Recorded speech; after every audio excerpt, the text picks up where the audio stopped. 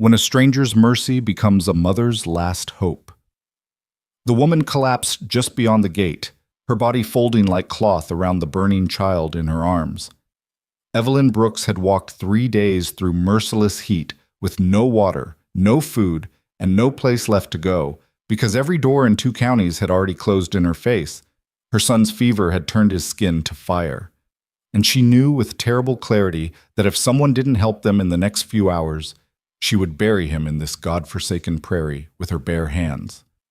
The ranch before her was her last chance. She didn't know the man who owned it. She didn't know if he'd turn her away like all the others. But as consciousness slipped away and dust filled her mouth, one thought pulsed through her mind. Please, just let him see us before we die. If you want to see how a desperate mother's plea changes 3 broken lives forever, stay with me until the end of this story. And when you're done, hit that like button and drop a comment telling me what city you're watching from. I love seeing how far these stories travel. The sun had no mercy that day. It beat down on the Wyoming plains with the kind of heat that made the horizon shimmer and bend, turning the grassland into something that looked more like water than earth. Evelyn Brooks had stopped noticing the beauty of it hours ago. Now she only felt the weight of her son in her arms, the weight of her own failing body, the weight of 3 days walking with nothing but fear to keep her moving. Her boots had worn through at the heels. Each step sent a jolt of pain up her legs, but she didn't stop. Couldn't stop. Not while Thomas still breathed. He was 6 years old, small for his age, with his father's dark hair and her own gray eyes. 3 days ago, he'd been laughing. 2 days ago, he'd been walking beside her. Yesterday, he'd begun to burn. Now he lay limp against her chest, his skin so hot she could feel it through both their layers of clothing. His breath came shallow and quick, and every few minutes a whimper escaped his cracked lips. She had no water left to give him, no shade to offer, no help coming. She had only herself, and herself was failing. The ranch appeared first as a dark line against the pale sky. A fence, maybe, or the edge of a building. Evelyn's heart lurched. She forced her legs to move faster, though her vision had started to blur at the edges. The line became a fence, then a gate, then buildings, a barn, a house, corrals that looked well-kept and sturdy. Someone lived here, someone with resources. "Please," she whispered, though no one was there to hear. "Please." She made it to the gate before her legs gave out. The fall was slow, inevitable. She twisted as she went down, cradling Thomas so he wouldn't hit the ground. Her shoulder struck first, then her hip, and the impact drove the air from her lungs in a soundless gasp. Dust rose around them. The earth was hard and sun-baked, still radiating the day's brutal heat. Thomas made a small sound of distress. Evelyn curled around him, her arms shaking with exhaustion, and pressed her lips to his forehead. He was burning, burning. "I'm sorry," she breathed. "I'm so sorry, baby." She didn't hear the footsteps approaching, didn't see the shadow that fell across them. She only knew someone was there when a man's voice, low and rough with disuse, spoke from somewhere above her. "Ma'am?" Evelyn's eyes fluttered open, the world swam. She saw boots first, scuffed leather, dusty. Then legs. Then a man crouching down, his face backlit by the sun so she couldn't make out his features. All she could see was the silhouette, broad shoulders, a hat brim, strong hands reaching toward her. "Don't," she started, but her voice cracked. "Don't send us away, please. He needs help." The man went very still. Then he moved, quick and certain, sliding one arm under her shoulders and the other under her knees. "I've got you. My son, I've got him too. Hold on to him." Evelyn tightened her arms around Thomas as the man lifted them both. The world tilted. She caught a glimpse of his face, weathered, bearded, maybe 40, before her vision grayed out entirely. She felt movement, heard the creak of a door, smelled something that might have been wood smoke or coffee. Then nothing. Chas. Caleb Hart had stopped expecting company years ago. The ranch was remote even by Wyoming standards, accessible only by a long dirt road that turned to mud in spring and dust in summer. Neighbors were few and far between. Visitors were rarer still. He liked it that way. Liked the silence. liked the predictability of cattle and horses and land that didn't ask questions or expect answers. So when he'd looked up from mending fence and seen the woman collapsed at his gate, his first instinct had been disbelief. His second had been to ignore it. He'd learned the hard way that getting involved with other people's problems led nowhere good. He'd learned that caring led to loss, that hope was a knife that eventually turned on you. 4 years ago, he'd buried those lessons along with his wife and the child she'd carried, and he'd promised himself he wouldn't forget them. But the woman hadn't moved, and there was a child. Caleb had stood there for a full minute, jaw tight, telling himself it wasn't his concern. Then he'd seen the boy's face, flushed dark with fever, mouth open, chest rising too fast, and his feet had moved before his mind could override them. Now they were in his house, the woman on his bed, unconscious, the boy beside her, burning up. Caleb stared at them, his hands clenched at his sides. He should have left them at the gate, should have ridden to town for the doctor and let someone else deal with this. But town was 8 miles away, and the boy didn't have 8 miles worth of time left in him. He forced himself to move. Water first. He filled a basin from the kitchen pump and carried it back to the bedroom, along with clean rags from the linen chest that hadn't been opened in years. The boy's skin was so hot it was almost shocking to touch. Caleb wet a rag and pressed it to the small forehead, then another to the back of the boy's neck. The child stirred, whimpering. "Easy," Caleb murmured. The word came out rusty. He couldn't remember the last time he'd spoken gently to anyone. "You're all right." He wasn't all right. The fever was dangerous. Caleb had seen enough sickness on the frontier to know that. But he kept changing the rags, wringing them out and replacing them, working with steady focus because it was the only thing he could do. The woman didn't wake. Caleb checked her pulse, fast but steady, and noted the worn-through boots, the dress that had once been fine, but was now stained and torn, the way her hands were blistered and raw. She'd walked a long way, carried the boy the whole time, from the look of it. He frowned. What kind of situation drove a woman to walk through open country with a sick child and no supplies? None of his business, he reminded himself. He'd get them stable, ride for the doctor, and send them on their way as soon as they could travel. That was all. Evelyn woke to the sound of water. For a disorienting moment, she thought she was dreaming, the soft splash and drip, the cool touch on her face. Then memory crashed back. Thomas. The fever. The ranch. She lurched upright, gasping. "Easy." The same rough voice from before. "He's here. Right beside you." Evelyn's vision cleared. She was in a bedroom, small, plainly furnished, clean. Thomas lay next to her on the bed, his face still flushed but not the terrifying scarlet it had been. A man sat in a chair by the window, a wet rag in his hands, the same man who'd carried them inside. She could see him clearly now. Tall, solid build, dark hair shot through with gray. His face was hard-lined, weathered by sun and wind, with a beard that looked more like neglect than intention. His eyes were blue, pale, sharp, assessing. "My son." Evelyn's voice came out hoarse. "Fever hasn't broken yet, but it's not climbing." The man's tone was flat, factual. "I've been cooling him down. He needs a doctor." "I know." Evelyn reached for Thomas, her hands shaking as she touched his face, his chest. He was so small, so fragile. "I know he does." "Town's 8 miles. I can ride for the doctor, but it'll be a few hours before—" "No." The word came out sharper than she'd intended. Evelyn looked up at the man, forcing herself to meet those cold blue eyes. "Don't leave us." Something flickered across his face. Surprise, maybe, or irritation. "Ma'am, the boy needs medical attention. And I need to know we're not going to be thrown out the moment you're gone." Evelyn's jaw tightened. She was too tired for pride, too desperate for subtlety. "Please, I know you don't know us. I know we're strangers, but I'm begging you, let us stay until he's well. I'll work. I'll do anything. Just don't send us back out there."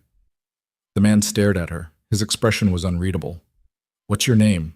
he asked finally. "Evelyn Brooks. This is Thomas." "Where's your husband?" "Dead." The word was blunt. "True." 6 months now." "Family?" Evelyn's throat tightened. "None that will help." The silence stretched. She could see the calculation in his eyes, the instinct to refuse. She'd seen it a dozen times in the past 3 days, in the faces of townspeople who'd turned her away, in the eyes of farmers who'd set their dogs on her when she'd approached their homes. She waited for it, braced for it, but the man just stood, tossing the rag into the basin. "Name's Caleb Hart. This is my ranch." He moved toward the door, then paused. "I'll ride for the doctor. There's bread and butter in the kitchen if you're hungry. Don't touch anything else." "Thank you." The words came out broken. "Thank you." He didn't acknowledge it, just left, his boots heavy on the floorboards. Evelyn closed her eyes and pulled Thomas close, pressing her face into his hair. For the first time in days, she let herself cry. Doc Brennan arrived 3 hours later, a gray-haired man with kind eyes and steady hands. He examined Thomas thoroughly, asking questions Evelyn answered as best she could. When the fever started, what symptoms he'd shown, whether he'd eaten or drunk anything unusual. "Heat exhaustion," the doctor said finally. "Dehydration. Likely an infection from something he picked up on the road." He looked at Evelyn, his expression grave.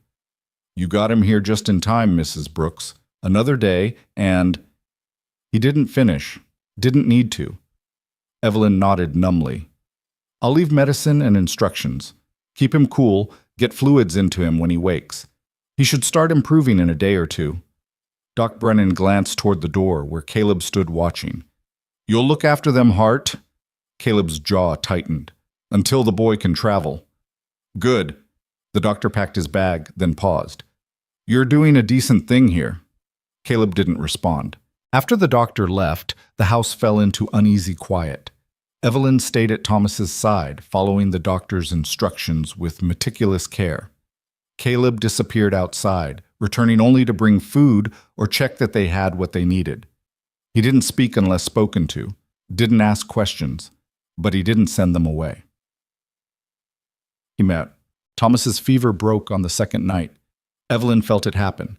The subtle shift from burning to merely warm, the way his breathing eased and deepened. She pressed her hand to his forehead and nearly sobbed with relief. He was going to be all right. He was going to live. She found Caleb in the kitchen, staring into a cup of coffee. His fever broke. Caleb looked up. For just a moment, something that might have been relief crossed his face. Then it was gone. Good. Evelyn sat down across from him, exhaustion making her bones ache. "I meant what I said. I'll work to pay you back. I can cook, clean, mend, whatever you need." "I don't need anything." "Then let me do it anyway." She leaned forward. "Please. I have nowhere else to go." Caleb studied her, his expression inscrutable. "What happened to you?" Evelyn hesitated. The whole story was long, complicated, humiliating, but he deserved some explanation. "My husband died in a logging accident, left debts I couldn't pay. His brother offered to help, said he'd take us in." Her voice hardened. "What he meant was he'd take Thomas and put me out. He wanted my son, not me. So I ran. And walked 3 days through open country. I didn't have a choice." Evelyn met his eyes. "Would you have done differently?" Caleb's expression flickered. He looked away. "No." The silence that followed was different than before, less hostile, more uncertain. "You can stay until the boy's stronger," Caleb said finally. "After that, we'll see." It wasn't a promise, but it was enough. "Thank you," Evelyn said quietly. Caleb stood, dumping the rest of his coffee in the sink. "There's a spare room past the kitchen. Move your things there. The bed's bigger." He left before she could respond. The days that followed fell into a cautious rhythm. Thomas recovered slowly, his strength returning in small increments. He was a quiet child, watchful and serious in the way of children who'd learned too young that the world was not safe. But as the fever faded and his body healed, Evelyn caught glimpses of who he'd been before. Curious, gentle, quick to smile when he thought no one was watching. Caleb watched him too. Evelyn noticed it in small moments. The way Caleb's gaze followed Thomas when the boy explored the house, the subtle softening in his expression when Thomas laughed at something. He never approached the child directly, never spoke to him unless necessary, but he was aware of him, constantly. As for Evelyn, she threw herself into work. The house had the hollow feeling of a place that had been merely inhabited, not lived in. Dust layered every surface. The kitchen was functional, but joyless. The windows hadn't been properly cleaned in years. Evelyn started small, washing dishes, sweeping floors, airing out rooms, and worked her way deeper. She found a trunk of women's clothes in one of the bedrooms, folded carefully and smelling of lavender, a wedding ring on the washstand, a child's blanket, half finished, tucked in a drawer. She didn't ask, didn't need to. The house told the story well enough. Caleb didn't comment on her work, but she noticed he started eating the meals she cooked, stopped tracking mud through the clean floors, even brought in wildflowers one afternoon and left them on the kitchen table without a word. It was progress. Small, fragile, but real. 2 weeks after their arrival, Thomas spoke his first full sentence to Caleb. It happened at breakfast. Evelyn was at the stove, frying eggs. Caleb sat at the table reading a week-old newspaper. Thomas, allowed out of bed for the first time in days, sat across from him, kicking his legs and staring. "You have horses," Thomas said suddenly. Caleb looked up. "I do." "Can I see them?" Evelyn turned, ready to intervene, but Caleb was already folding the newspaper. "After breakfast. If your mother says it's all right." Thomas's face lit up. He looked at Evelyn with such hope that her chest ached. "Can I, Mama? Please?" She forced a smile. "If Mr. Hart says so." An hour later, Evelyn watched from the porch as Caleb led Thomas into the barn. The boy's hand was swallowed up in the man's larger one, his excitement evident in every step. Caleb moved slowly, adjusting his stride to match Thomas's shorter legs. Something twisted in Evelyn's chest. She recognized the shape of it, grief, gratitude, fear all tangled together. Thomas had lost his father. Caleb had lost a child. And here they were, circling each other like wounded animals, unsure whether to flee or trust. She didn't know what happened in the barn, but when they emerged 20 minutes later, Thomas was beaming and Caleb's expression had lost some of its hardness. "He's good with them," Caleb said as Thomas ran ahead toward the house. "Gentle, patient." His father kept horses. Evelyn's throat tightened. Thomas loved helping him. Caleb nodded slowly. He looked like he wanted to say something, but the words wouldn't come. Finally, he just cleared his throat. "He can come back tomorrow if he wants." "He'd like that." Caleb headed back toward the barn, then paused. "Your husband, what was he like?" The question surprised her. Evelyn considered it. "Kind, hardworking. He loved Thomas more than anything." She paused. "He would have liked you, I think." Caleb's shoulders stiffened. He didn't respond, just walked away. But the next morning, he sought Thomas out himself. 3 weeks became 4. 4 became 5. Evelyn waited for Caleb to tell them to leave, but he never did. Instead, the house slowly came alive around them. Thomas's laughter filled rooms that had been silent. Evelyn's cooking brought warmth to the kitchen. Even Caleb seemed different, less ghost, more man. But Evelyn knew it couldn't last. She knew because she'd seen the letter that arrived from town, addressed to Caleb in unfamiliar handwriting. She knew because she'd watched his face close off as he read it. And she knew because the next morning at breakfast, he finally said what she'd been dreading. "There's been inquiries." Evelyn's fork froze halfway to her mouth. "What kind of inquiries?" "Someone looking for a woman and a boy, matching your description." Caleb's voice was careful, neutral. "Name given was Marcus Brooks." The room tilted. Evelyn set down her fork before she dropped it. "Thomas's uncle." "The one you ran from?" "Yes." Her voice came out steady despite the terror flooding her veins. "What did you tell them?" "Nothing yet. They're asking around town, working their way out to the ranches." Caleb's jaw tightened. "They'll get here eventually." Evelyn stood abruptly, her chair scraping. "Then we'll leave, today, before—" "Sit down." The command was quiet but absolute. Evelyn sat. Caleb leaned back, his eyes sharp. "Tell me why he wants the boy." "I told you, he wants to take him—" "Why?" Caleb cut her off. "What does he gain?" Evelyn's hands clenched in her lap. She hadn't told anyone this. Hadn't dared. But Caleb was watching her with an intensity that demanded truth, and she found herself speaking before she could think better of it. Thomas's father had a trust, set up by his father, meant for his heirs.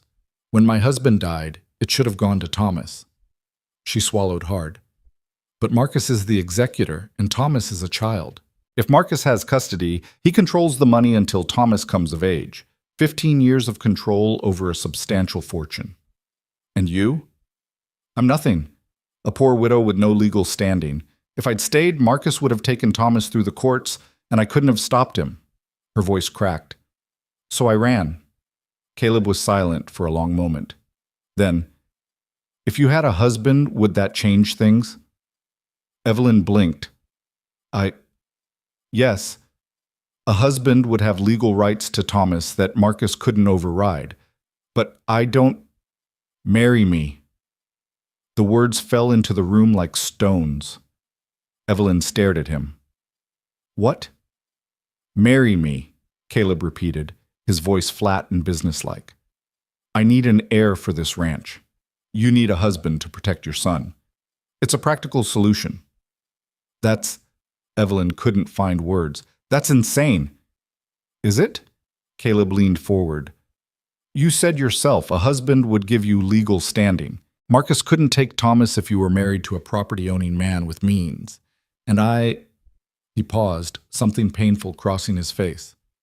I'm not having children of my own, but this ranch needs someone to inherit it. Your son could do that. You don't even know us. I know enough. His voice was hard. I know you'd walk through hell for your boy. I know he's a good kid, and I know Marcus Brooks will take him if you don't have legal protection. Evelyn's mind reeled. It was crazy, impossible. They were strangers, and yet... What would you expect, she asked carefully, from this marriage? A legal arrangement. You keep the house, raise the boy, I work the ranch. In time, we teach him to run it. Caleb's expression was unreadable. Nothing more. Nothing more, Evelyn repeated. She understood what he meant, what he wasn't offering. Her face heated. I'm not looking for a wife, Caleb said bluntly. I'm looking for a solution, same as you. It should have hurt. Maybe it did. But Evelyn found herself considering it anyway, because the alternative was losing Thomas, and that was unthinkable. If I said yes, she said slowly, we'd need to do it quickly, before Marcus gets here. We could ride to town tomorrow, be married by noon, and if he challenges it in court, then we fight him in court. Caleb's jaw set. But he'll have a harder time claiming fraud if we're legally wed before he ever shows up. Evelyn looked down at her hands. They were shaking. This was madness. Marrying a stranger, tying her life to a man she barely knew, asking him to fight a battle that wasn't his. But Thomas was upstairs, safe and healing in a house that had become the first real home he'd had in months. And Marcus was coming. She raised her eyes to Caleb's. All right. His expression didn't change. All right? Yes. Evelyn's voice steadied. I'll marry you. Something flickered in Caleb's eyes. Relief, maybe, or resignation. He nodded once. We leave at dawn. Then he stood and walked out, leaving Evelyn alone with the weight of what she'd just agreed to and the terrifying hope that maybe, just maybe, it would be enough to save them all. The ride to town began in silence. Evelyn sat beside Caleb on the wagon bench, her hands folded tightly in her lap, watching the prairie roll past in shades of gold and green. Thomas sat between them, still weak but excited by the prospect of an adventure. He didn't know what they were going to town for. Evelyn had only told him they had business to attend to, and she was grateful for his innocence. Caleb drove with steady competence, his face unreadable beneath the brim of his hat. He'd been up before dawn, hitching the horses and loading supplies with the efficiency of a man who'd done it 1,000 times. When Evelyn had come downstairs with Thomas, Caleb had simply nodded toward the wagon and said, Ready? No discussion. No second thoughts. Just forward motion. It should have terrified her. Maybe it did. But terror had become so familiar in recent months that it hardly registered anymore. What she felt instead was a strange, hollow calm, the kind that came from making an irreversible decision and having no choice but to see it through. Mama? Thomas tugged at her sleeve. Why are we going to town? Evelyn forced a smile. Mr. Hart and I have some papers to sign. What kind of papers? Grown-up business, sweetheart. Nothing for you to worry about. Thomas accepted this with the easy trust of a child who'd learned his mother would protect him. He turned his attention back to the landscape, pointing out a hawk circling overhead. Evelyn's chest tightened. She was doing this for him, to keep him safe, to make sure Marcus could never take him. She had to believe it was the right choice. Caleb spoke for the first time an hour into the journey. There's a preacher in town. He'll do it quietly if we ask. How much will he charge? Nothing I can't cover. Caleb glanced at her briefly. You'll need a ring. Evelyn looked down at her bare left hand. She'd sold her wedding ring months ago to buy food. You need one if this is going to look legitimate. His tone was matter of fact. We'll get one from the general store. Caleb, I can't ask you to... You're not asking. I'm telling you how this works. He kept his eyes on the road. We do this right, or we don't do it at all. Evelyn swallowed her protest. He was right. If they were going to convince a judge that this marriage was real, they needed to make it look real. A wife without a ring would raise questions. Thank you, she said quietly. Caleb didn't respond. The town appeared as a cluster of buildings shimmering in the late morning heat. It was bigger than Evelyn expected. A main street lined with shops and businesses, side streets branching off into residential areas, the spire of a church rising above it all. People moved along the boardwalks, going about their ordinary lives, unaware that the woman in the dusty wagon was about to tie herself to a stranger to save her child. Caleb pulled the wagon to a stop in front of a modest building with a sign that read General Goods. He climbed down and came around to help Evelyn, his hands brief and impersonal on her waist. Thomas jumped down on his own, energized by the novelty of being in town. Stay close, Evelyn told him. Don't wander. Inside, the store smelled of leather and tobacco and something sweet Evelyn couldn't identify. The shopkeeper, a plump woman with graying hair, looked up from her ledger and smiled. Morning, Hart. What brings you to town? Need to see your rings, Caleb said without preamble. The woman's eyebrows rose. Her gaze shifted to Evelyn, taking in her worn dress and tired face, then to Thomas. Understanding dawned in her eyes, along with something that might have been pity or curiosity or both. Of course. She moved to a glass case and pulled out a tray of simple bands, silver, gold, brass. Nothing fancy. These are what we have. Caleb examined them with the same focus he gave everything. He picked up a plain gold band, narrow and unadorned, and turned to Evelyn. Give me your hand. Evelyn extended her left hand. It trembled slightly. Caleb's fingers were calloused and warm as he slipped the ring onto her fourth finger. It fit perfectly, settling into place as if it had always belonged there. This one, Caleb said. The shopkeeper nodded, naming a price that made Evelyn wince. But Caleb counted out the money without hesitation and pocketed the ring again. We'll need it in an hour. Getting married today, are you? The woman's tone was carefully neutral. That's right. Congratulations. The word sounded automatic. The preacher's at the church most mornings. Just head up Main Street. They left the store with Thomas chattering about all the interesting things he'd seen. Evelyn walked beside Caleb in continued silence, acutely aware of the weight of what was about to happen. In less than an hour, she would be married to this man. She would take his name, bind her life to his, place her son's future in his hands. She barely knew him. The church was small and white-painted, with a neat yard and a bell tower that looked like it had seen better days. Caleb tied the horses and helped Thomas down, then turned to Evelyn. You're sure about this? It was the first time he'd asked, the first acknowledgement that this was still a choice, that she could still walk away. Evelyn thought of Marcus, his cold smile, his threats, the way he'd looked at Thomas like a commodity to be acquired. She thought of the weeks she'd spent here at the ranch, watching her son heal and laugh and feel safe for the first time since his father died. I'm sure, she said. Caleb held her gaze for a moment longer, then nodded. Let's go.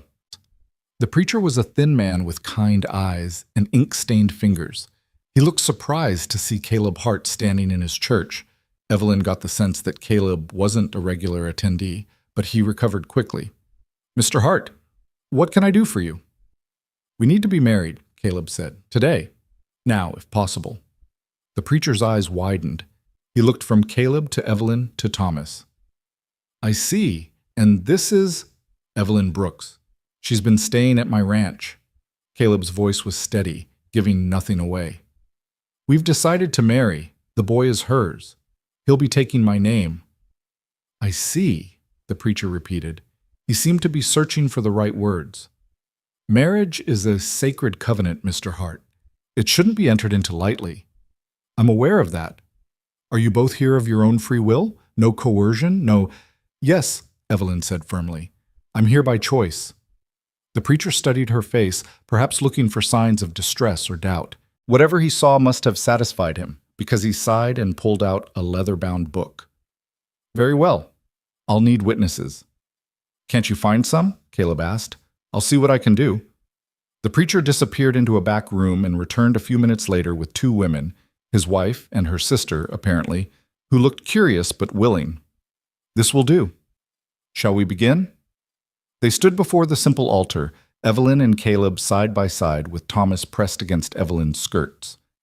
The preacher opened his book and began reading words Evelyn had heard once before, 7 years ago, when she'd married Thomas's father in a church full of flowers and hope. This was nothing like that.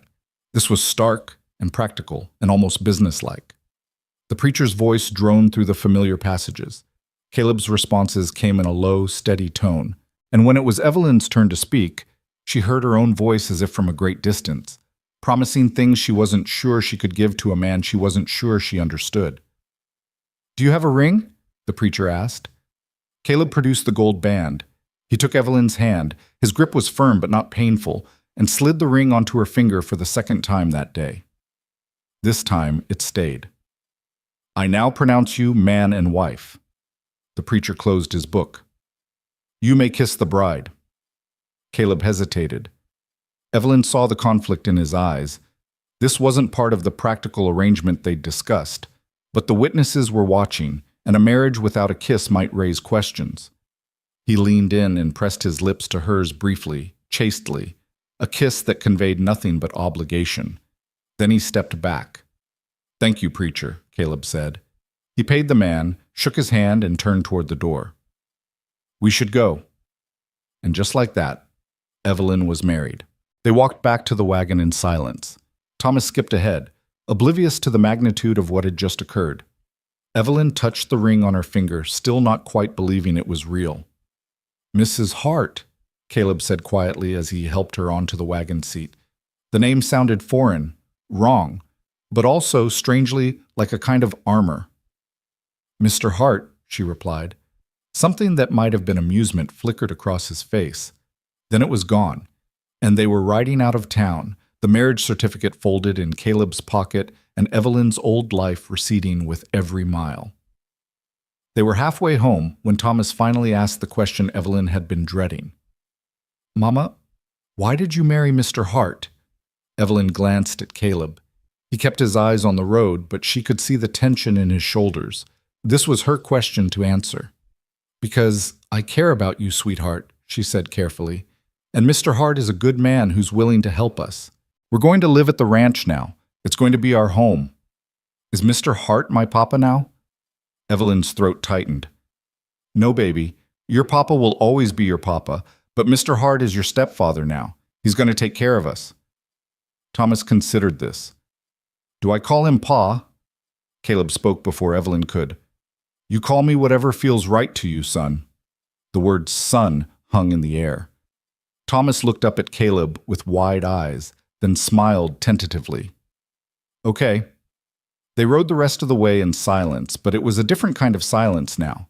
Less tense, more settled, as if something had been established, boundaries drawn and accepted.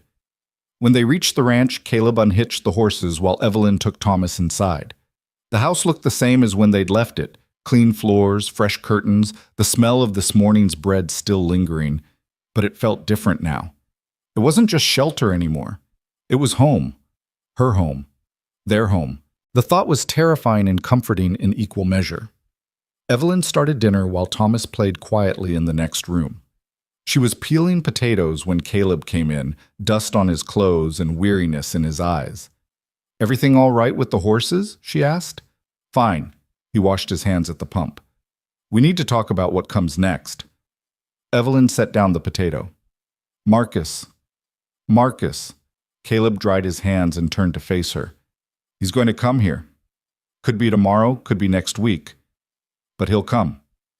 And when he does, we tell him you're married, show him the certificate, make it clear Thomas is my son now, legally." Caleb's jaw set. "If he tries to challenge it, we get a lawyer. That will cost money." "I have money." His tone was firm. "This is what we agreed to, Evelyn. I'm not backing out because it gets expensive or difficult." Evelyn studied his face. She'd expected practicality from this marriage, not whatever this was. Protection, commitment, something that looked almost like partnership. "Why are you doing this?" she asked quietly. "Really?" Caleb was silent for a long moment. When he spoke, his voice was rough. "I had a son once, or would have. He didn't make it." He looked away. "I couldn't save him. Maybe I can save yours." The admission hung between them, raw and painful. Evelyn wanted to say something, offer comfort, express gratitude, but she sensed that words would only cheapen it. Instead, she just nodded. "Thank you." Caleb cleared his throat and moved toward the door. "I'll be in the barn if you need me." He left before she could respond. Evelyn returned to her potatoes, but her hands were shaking.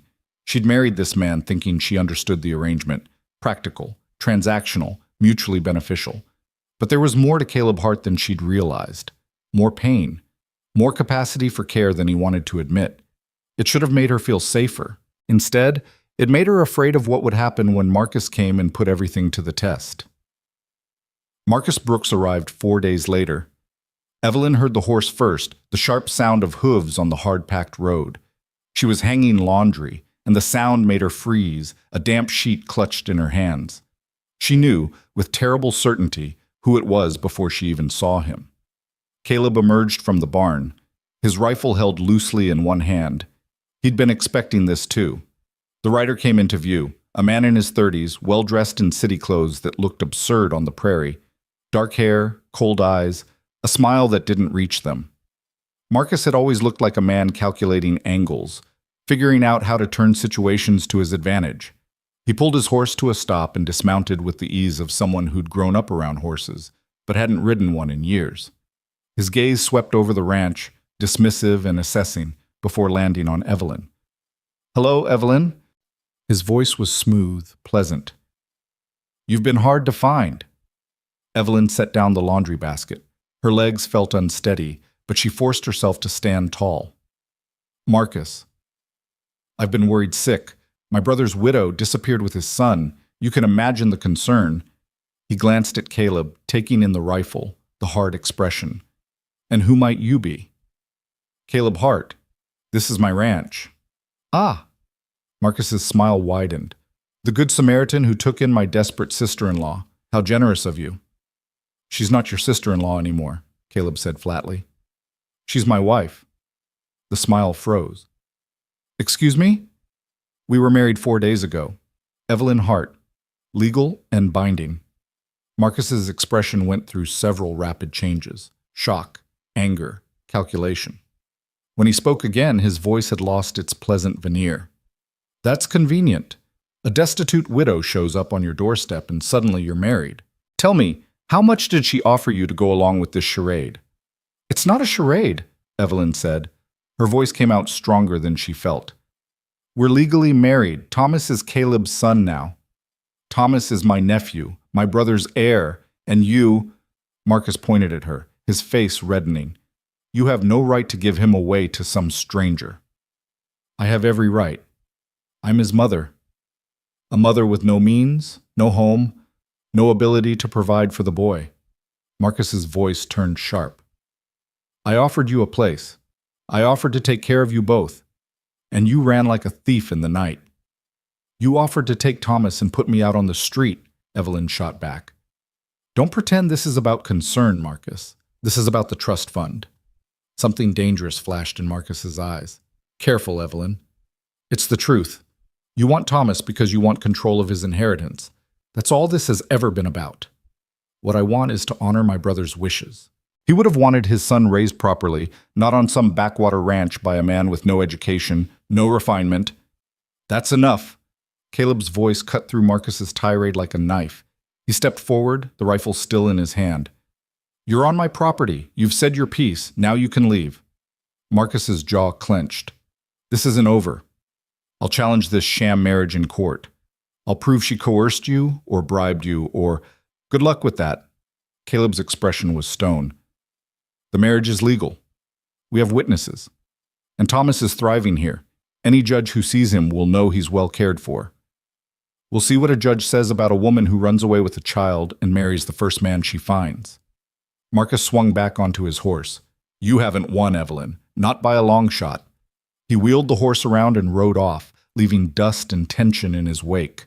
Evelyn stood frozen, her heart hammering. That had gone exactly as badly as she'd feared. Marcus wasn't giving up. He was going to fight this in court. And he had money and connections and lawyers. What did she have? Evelyn? She turned to find Caleb watching her, his expression unreadable. He's going to challenge us, she said. Her voice shook. He's going to drag us into court and try to prove this marriage is fake. Let him try. Caleb, he has resources we don't. He has money. We have truth. Caleb set the rifle aside. You're my wife. Thomas is my son. That's not a lie, legally speaking. And if Marcus wants to argue otherwise, he'll have to prove fraud. That won't be easy. He'll try. He'll dig into our past, question people in town, look for any evidence that this was arranged. Then we make sure there's no evidence to find. Caleb's voice was firm. From now on, we act like a real married couple. No separate bedrooms, no distance. Anyone who sees us needs to believe this marriage is genuine. Evelyn stared at him. You mean? I mean, we share a room. We act like husband and wife in public. We give them nothing to question. He paused. I'm not talking about... I said I wouldn't ask that of you, and I won't. But appearances matter. If Marcus is watching, we can't give him ammunition. Heat flooded Evelyn's face. The idea of sharing a room with Caleb, even platonically, felt intensely intimate. But he was right. If they were going to convince a judge this marriage was real, they needed to convince everyone else first. All right, she said quietly. We'll make it look real. Not just look. It is real. You're my wife. Thomas is my son. That's the truth we're going to live, starting now. Something in his tone made Evelyn's chest tighten. This was still a practical arrangement. She knew that. But the way Caleb said it, with such finality and conviction, made it feel like more.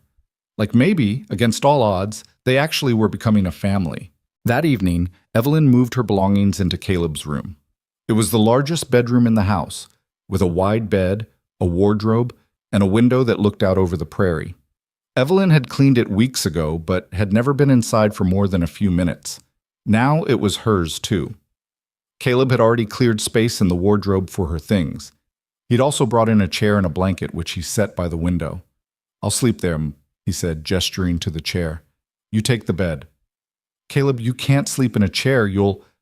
I've slept in worse places. I'll be fine. Evelyn wanted to argue, but the set of his jaw told her it wouldn't do any good. Thank you. He nodded and left her to settle in. That night, Evelyn lay in the wide bed, acutely aware of Caleb's presence across the room. She could hear his breathing, slow and even, and the occasional shift of the chair. It should have been awkward, uncomfortable. Instead, it felt strangely safe. For the first time in months, Evelyn fell asleep without fear gnawing at her chest. The next morning, Caleb rode into town to see a lawyer. He returned several hours later looking grim but determined. Evelyn met him at the door, her stomach in knots. Well? Marcus filed papers. He's challenging the marriage and seeking custody of Thomas. Caleb hung his hat and moved into the kitchen. The hearing is set for 2 weeks from now. Evelyn's legs went weak. She sank into a chair. What did the lawyer say? He said Marcus has a case. A widow marrying a stranger weeks after arriving at his ranch raises questions. But Caleb sat down across from her. He also said if we can show the marriage is genuine, if we can demonstrate that Thomas is happy and well cared for, we have a chance. Just a chance. That's all we ever had, Evelyn. His voice was steady. But it's more than you had before you came here. He was right. Before, she'd had nothing. No husband, no home, no legal standing. Now she had all three. It might not be enough, but it was something. What do we do? She asked. We prepare. We get character witnesses, people who can testify that Thomas is thriving here. We document everything, and we present ourselves in court as a legitimate family. Caleb leaned forward. The lawyer said the judge will likely want to speak with Thomas. Evelyn's heart clenched. He's 6 years old. I know, but the judge will want to hear from him, see if he's happy, if he feels safe. Marcus will twist anything Thomas says. Thomas is a smart boy. He'll tell the truth. Caleb's gaze held hers. Do you trust him to do that? Evelyn thought of her son, his quiet strength, his gentle nature, his love for this ranch and the life they'd built here. Yes, I trust him. Then that's what we'll do. We'll prepare, we'll fight, and we'll win. The confidence in his voice steadied her. Evelyn took a deep breath. 2 weeks. 2 weeks. It wasn't much time, but it would have to be enough. The days that followed were a blur of preparation. Caleb brought in neighbors to meet Evelyn and Thomas, building relationships that could be called upon for testimony. Evelyn worked harder than ever to make the house a home, cooking elaborate meals, keeping everything spotless, creating the image of a thriving household. And Thomas, sensing the tension even if he didn't understand it fully, stayed close and tried to be helpful. But at night, alone in the room they shared, the fear crept back in. What if it's not enough? Evelyn whispered one evening. She was sitting on the edge of the bed, and Caleb was in his chair by the window, mending a bridle. What if the judge doesn't believe us? Caleb set down the leather. Then we appeal. And if that doesn't work, we figure out another way. There might not be another way. There's always another way. He stood and crossed to the bed, sitting down beside her. The mattress dipped under his weight. Listen to me. I made you a promise when we married. I told you I'd protect Thomas. That wasn't conditional. That wasn't dependent on a judge's ruling. Whatever happens in that courtroom, I'm not giving him up. Do you understand? Evelyn looked up at him. In the lamplight, his face was all hard angles and shadows, but his eyes were fierce with conviction. I understand, she said softly. Caleb held her gaze for a moment longer, then stood and returned to his chair. Evelyn lay down, pulling the quilt up to her chin. Outside, the wind whispered through the grass. Inside, Caleb's presence was a steady anchor. She didn't know what would happen in 2 weeks. Didn't know if a judge would see what she saw. A family, imperfect but real, built on necessity but growing into something more. But she knew one thing with absolute certainty. Caleb Hart kept his promises. And that, for now, would have to be enough. The morning of the hearing arrived cold and clear. Evelyn woke before dawn, her stomach twisted in knots so tight she could barely breathe. She'd barely slept, listening to the wind rattling the shutters and playing out every possible disaster in her mind. Beside her, the bed was empty. Caleb had risen even earlier. She could hear him moving around downstairs. She dressed carefully in the best dress she owned, a dark blue cotton that Caleb had bought her in town the week before. He'd insisted she needed something proper for court, something that made her look like a respectable rancher's wife rather than a desperate widow. Her hand shook as she fastened the buttons. When she came downstairs, Caleb was at the kitchen table with Thomas. The boy was eating breakfast, his face serious but not frightened. Caleb had spent hours with him over the past 2 weeks, explaining gently what would happen today, preparing him without scaring him. Morning, Caleb said. His voice was steady, but Evelyn could see the tension in his shoulders. Morning. She couldn't eat, but she poured herself coffee and sat down. How are you feeling, sweetheart? Thomas shrugged. Okay, I guess. Mr. Hart, Pa, he said I just have to tell the truth. The casual use of Pa made Evelyn's throat tighten. It had started about a week ago, Thomas trying out the word tentatively, and Caleb had accepted it without comment. Now it came naturally, as if it had always been that way. That's right, Evelyn managed. Just tell the truth. That's all anyone can ask. They finished breakfast in near silence, then climbed into the wagon. The ride to town felt both endless and far too short. Evelyn kept her hands folded in her lap to hide their trembling. Caleb drove with his usual steady focus, but she noticed the way his jaw was set, the tightness around his eyes. "Whatever happens," he said quietly, "we face it together." Evelyn nodded, not trusting her voice. The courthouse was a squat brick building on the edge of town. Several horses and wagons were already tied outside. Word had spread about the hearing, and people were curious. Evelyn recognized some faces from town, neighbors from surrounding ranches, and standing near the entrance with a smug expression was Marcus Brooks, flanked by a well-dressed man who could only be his lawyer. Marcus's eyes locked on Evelyn as they approached. His smile was cold. "Hello, sister-in-law. Ready for today?" Caleb stepped between them. "We're not doing this here." "Of course not. We'll save it for the judge." Marcus's gaze shifted to Thomas, and his expression softened into something that might have looked like affection to someone who didn't know better. "Hello, Thomas. How are you, son?" Thomas pressed closer to Evelyn's side. "I'm fine." "Good. That's good." Marcus crouched down, bringing himself to Thomas's eye level. "I've missed you. Your Uncle Marcus has been very worried."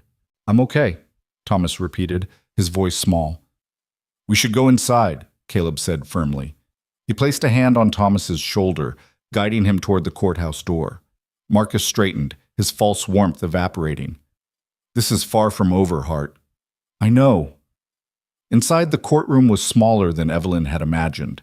Just a single room with wooden benches, a raised platform for the judge, and windows that let in harsh morning light. Their lawyer, a middle-aged man named Samuel Garrett, was already there. He greeted them with a nod. "The judge is fair," he said quietly, "but he's also a stickler for propriety. He won't like the speed of your marriage, but if we can show it's genuine, we have a chance." "How do we show that?" Evelyn asked. "By being honest, by letting him see that Thomas is happy and well cared for, and by not giving Marcus any ammunition." Garrett glanced at Caleb. "The opposing counsel will try to rattle you. Don't let him." Caleb's expression didn't change. "I won't." They took their seats. Evelyn sat between Caleb and Thomas, her hands gripping the edge of the bench. The room filled slowly, curious townspeople, a few ranchers who'd agreed to testify on their behalf, Marcus and his lawyer on the opposite side. The air felt thick with anticipation and judgment. Then the judge entered. He was older, maybe 60, with silver hair and a weathered face that suggested he'd spent time on the frontier before taking the bench. His robes hung heavily on his frame, and his eyes were sharp as he surveyed the courtroom. "All rise," the bailiff called. Everyone stood. The judge settled into his chair and gestured for them to sit. "This is a custody hearing," he began, his voice carrying easily through the small space. "Marcus Brooks is petitioning for custody of Thomas Brooks, currently in the care of his mother, Evelyn Hart, and her husband, Caleb Hart. We're here to determine what's in the best interest of the child." His gaze swept the room. "I expect honesty, decorum, and respect for this court. Understood?" A murmur of agreement rippled through the room. "Mr. Sterling," the judge addressed Marcus's lawyer, "you may present your case." Sterling stood, buttoning his jacket. He was polished, confident, every inch the city lawyer. "Thank you, Your Honor. This case is quite straightforward. My client, Marcus Brooks, is seeking custody of his nephew, Thomas Brooks, who was left in the care of his mother after his father's tragic death 6 months ago." He paused, letting that sink in. Mrs. Hart, previously Mrs. Brooks, is by all accounts a loving mother. But she is also a woman with no means, no property, and no ability to provide for her son. After her husband's death, Mr. Marcus Brooks, acting out of familial duty, offered to take both Mrs. Brooks and Thomas into his home. She refused. Instead, she fled with the child and, within weeks of arriving at a stranger's ranch, married that stranger in what can only be described as a marriage of convenience. Sterling turned to face Evelyn and Caleb. "We're not here to question Mrs. Hart's love for her son. We're here to question her judgment. A marriage entered into hastily, with no courtship, no foundation. This is not the stable home a child deserves. My client can provide that stability. He has means, he has a proper home, and he has the legal right as Thomas's closest male relative." Evelyn's nails dug into her palms. Everything Sterling said was designed to make her look desperate, irresponsible, unfit. And the worst part was that some of it was true. She had married Caleb quickly. She had fled Marcus's offer. She had acted out of desperation. Sterling continued, "We will demonstrate that this marriage is a sham designed solely to prevent my client from exercising his rightful claim. We will show that Mrs. Hart has acted against her son's best interests, and we will ask this court to grant custody to Marcus Brooks, who can provide the stable, proper upbringing young Thomas deserves." He sat down, looking satisfied. The judge turned to Garrett. "Mr. Garrett?" Their lawyer stood, his movements calm and deliberate. "Your Honor, the opposing counsel would have you believe this is a simple case of a loving uncle seeking to care for his orphan nephew, but the truth is considerably more complicated." Garrett moved to the center of the room. "Thomas Brooks is not orphaned. He has a mother who has sacrificed everything to keep him safe. Mrs. Hart didn't flee Marcus Brooks's generosity. She fled his manipulation. You see, Thomas's father left a substantial trust fund, administered by Marcus Brooks. If Marcus gains custody of Thomas, he controls that money for the next 12 years. This isn't about family, Your Honor. It's about money." Marcus's face darkened, but he said nothing. "As for the marriage," Garrett continued, "yes, it happened quickly. But speed doesn't equal fraud. Mrs. Hart and Mr. Hart married legally, with witnesses, with full knowledge of what they were undertaking. And in the weeks since, they've built a home together. Thomas is thriving on that ranch. He's healthy, happy, and safe. That's what matters. Not the timeline, not the circumstances, but the reality of a child who has found stability after months of upheaval." Garrett looked directly at the judge. "We ask that you see this family for what it is. Imperfect, perhaps, but real. And we ask that you leave Thomas where he belongs, with his mother." He sat down. The courtroom was silent. The judge leaned back.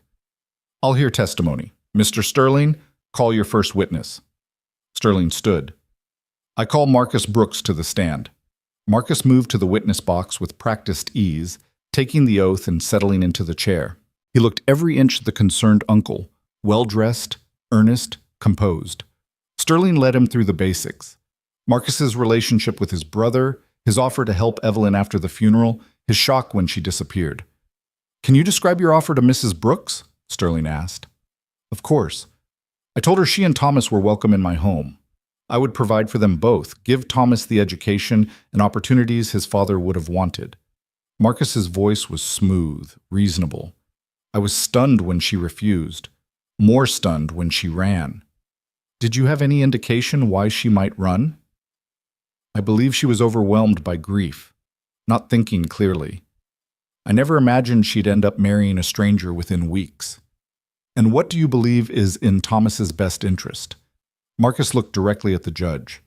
"A stable home, proper schooling, the kind of life his father worked hard to provide for him. I can give him that. Mr. Hart, however well-intentioned, is a rancher with no education, no refinement. Thomas deserves better." Evelyn's hands clenched. The implication was clear. Caleb wasn't good enough. The ranch wasn't good enough. Their life wasn't good enough. Garrett stood for cross-examination. "Mr. Brooks, you mentioned a trust fund. Can you explain its terms?" Marcus's expression flickered. "It's a standard trust set up by my father for his grandchildren." "And who administers it?"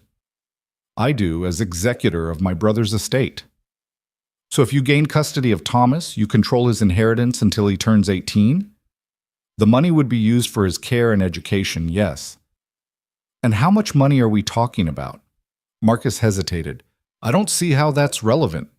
"I'll decide what's relevant," the judge said. "Answer the question." "Approximately $200,000. A ripple went through the courtroom. It was a fortune, more than most people in that room would see in their entire lives. Garrett pressed on. "And you're currently in debt, are you not?" "That's a gross oversimplification." "Yes or no, Mr. Brooks?" Marcus's jaw tightened. "I have some outstanding loans, yes. Business investments." "Failed business investments. You're facing bankruptcy, aren't you?" "My finances are not on trial here." "But your motives are." Garrett's voice was sharp. "You want Thomas because you want his money. That's the truth, isn't it? That's absurd. I want what's best for my nephew. You want $200,000 and 12 years to use it however you see fit. Objection, Sterling called. Speculation. Sustained, the judge said, but the seed was planted. Garrett returned to his seat. Marcus left the stand looking less composed than when he'd arrived. Sterling called a few more witnesses, people from Marcus's town who testified to his good character, his stable home, his resources. But Garrett's questions had done damage, and everyone in the room knew it. Then it was their turn. Garrett called Caleb to the stand. Evelyn watched her husband walk to the witness box, his movements steady despite the dozens of eyes on him. He took the oath and sat, his expression calm but watchful. Garrett started gently. Mr. Hart, how did you meet Mrs. Hart? She collapsed at my gate. She and the boy. They'd been walking for days, and the boy was sick with fever. Caleb's voice was matter of fact. I brought them inside. And you cared for them? Called the doctor. Made sure they had what they needed. Why? Caleb frowned. Because they needed help. But you're a solitary man, from what I understand. You don't often take in strangers. No. Caleb's gaze didn't waver. But I wasn't going to leave a sick child at my gate. Oh, when did you decide to marry Mrs. Hart? When she told me about Marcus, about what he was trying to do, Caleb's voice hardened slightly. She needed a husband to protect her son. I needed an heir for my ranch. It was a practical arrangement, Garrett nodded. And has it remained practical? Caleb was quiet for a moment. Evelyn held her breath. It started that way, he said finally. But it's become more. Thomas is a good boy. Evelyn is a good woman. They've made my house a home again. I don't regret marrying her. Do you love her? The question hung in the air. Evelyn's heart pounded. Caleb's eyes found hers across the courtroom. I respect her. I care about her and the boy. Love, he paused. That's a complicated word. But I'm committed to this family. That's not in question. It wasn't a declaration of love, but it was honest, and somehow that made it more powerful. Sterling stood for cross-examination, his expression predatory. Mr. Hart, you said this marriage was a practical arrangement, so you married for convenience, not affection? I married for a lot of reasons. But affection wasn't one of them initially? No. And you're asking this court to believe that in a matter of weeks, you've developed genuine care for a woman and child you barely knew? Caleb's voice didn't rise. I'm asking the court to see that it doesn't matter how it started. What matters is what we've built. Thomas is safe with us. He's happy. He's loved. That's what counts. But if money wasn't an issue, if Mrs. Brooks had means of her own, would you have married her? Probably not. But that's not the situation we were in. Sterling smiled. So you admit this marriage wouldn't exist without the threat of Mr. Marcus Brooks seeking custody? I admit the circumstances brought us together. What we've made of it since then is what matters. No further questions. Garrett called Evelyn next. She walked to the stand on shaking legs, her heart hammering so hard she was sure everyone could hear it. The bailiff's voice seemed to come from far away as she took the oath. Then she was sitting, facing the room, facing the judge. Garrett's questions were straightforward. Why had she fled Marcus? Why had she married Caleb? What was her life like now? Evelyn answered as honestly as she could. She explained Marcus's threats, his control over the trust, her fear that he would take Thomas. She described the ranch, the stability it offered, the way Thomas had blossomed there. Do you love your husband? Garrett asked. Evelyn's throat tightened. It was the same question he'd asked Caleb, but somehow it felt more dangerous. I respect him deeply. I'm grateful to him, and I care for him more every day. Is this marriage real? Yes. Evelyn's voice strengthened. It may have started as a solution to a problem, but it's become a family. That's real. Sterling's cross-examination was brutal. He questioned her judgment in running, her decision to marry so quickly, her ability to provide for Thomas on her own. He implied she was using Caleb, manipulating him, prioritizing her own comfort over Thomas's true needs. Isn't it true, Mrs. Hart, that you had no options left? That Mr. Hart was your last resort? Yes, Evelyn admitted. I had no options. But that doesn't make this marriage false. It makes it necessary, and necessity has turned into something real. Or so you claim. But how can we trust that? How can this court believe that a marriage born of desperation is anything more than a legal maneuver? Because you can ask my son. Evelyn's voice shook but held firm. Ask him if he's happy. Ask him if he feels safe. Ask him if this is home, so he'll tell you the truth. Sterling smiled coldly. We intend to. The judge called a recess before Thomas's testimony. Evelyn returned to her seat, her hands trembling. Caleb reached over and took her hand, squeezing it once. You did well, he said quietly. Evelyn wasn't sure she believed him, but his hand was warm and steady, and she held on. After the recess, the judge called Thomas to the stand. Evelyn's heart broke watching her small son walk to the witness box. He looked so young, so vulnerable. The bailiff had to adjust the Bible for Thomas to reach it for the oath. Then he was sitting in the chair, his feet dangling above the floor, his eyes wide. The judge leaned forward, his expression gentling. Hello, Thomas. Hello, sir. You understand why you're here? Yes, sir. You're deciding where I should live. That's right, and I need to ask you some questions to help me decide. Is that all right? Thomas nodded. I need you to speak out loud, son. Yes, sir. That's all right. The judge smiled slightly. Good. Now, I'm going to ask you some questions, and I want you to tell me the truth. Can you do that? Yes, sir. Do you know what the truth means? It means not lying. It means saying what really happened. Very good. The judge settled back. Tell me about where you live now. Thomas's face brightened. On the ranch? With Mama and Pa? There's horses and cattle and a big barn, and my room has a window where I can see the sunrise. Do you like it there? Yes, sir. A lot. What do you do during the day? I help Pa with the horses. I'm learning how to brush them and clean their hooves, and I help Mama in the garden, and sometimes Pa teaches me to read better. Does your Pa, Mr. Hart, is he kind to you? Thomas nodded vigorously. He's real kind. He's teaching me about the ranch, and he says one day I'll help run it, and he listens when I talk. He doesn't get mad. And your mother? Mama takes care of me. She makes sure I eat and sleep and do my chores, and she reads to me at night. Thomas's voice softened. She's not scared anymore. She used to be scared a lot, but not now. Evelyn's eyes filled with tears. The judge made a note. Do you remember your Uncle Marcus? Thomas's expression changed, not fearful exactly, but guarded. Yes, sir. Do you like him? Thomas hesitated. He's okay. Just okay? He used to visit sometimes, but he didn't play with me or anything. He mostly talked to grown-ups. Did he ever offer to have you come live with him? I heard him tell Mama that once, but Mama said no, and then we left.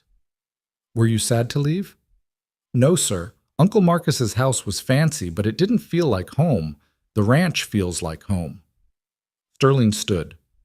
Objection, Your Honor. The child is too young to understand the implications. The child is old enough to know where he feels safe, the judge said sharply. Sit down, Mr. Sterling. Sterling sat, his face tight. The judge turned back to Thomas. If you could choose, Thomas, where would you want to live? Thomas didn't hesitate. With Mama and Pa. On the ranch. Why? Because they want me. Not because they have to or because of money or anything. They just want me. Thomas's voice was clear and certain. Pa says I'm his son now. And Mama says we're a family, and that's what I want too. The courtroom was utterly silent. The judge nodded slowly. Thank you, Thomas. You can step down. Thomas climbed out of the chair and walked back to Evelyn. She pulled him close, pressing a kiss to his hair. The judge looked at both lawyers. Final arguments? Sterling stood, but his argument felt hollow now. He talked about stability and resources and proper upbringing, but Thomas's words hung in the air, undeniable and true. Garrett's closing was brief. Your Honor, you've heard from a boy who knows exactly what he wants and why. You've heard testimony showing that Marcus Brooks's motives are financial, not familial. And you've seen a family, unconventional perhaps, but real. The law exists to protect children. In this case, that means leaving Thomas Hart exactly where he is. The judge was silent for a long time, his fingers steepled under his chin. Finally, he spoke. This is not an easy case. Marriage of convenience is not uncommon on the frontier. People marry for land, for labor, for survival.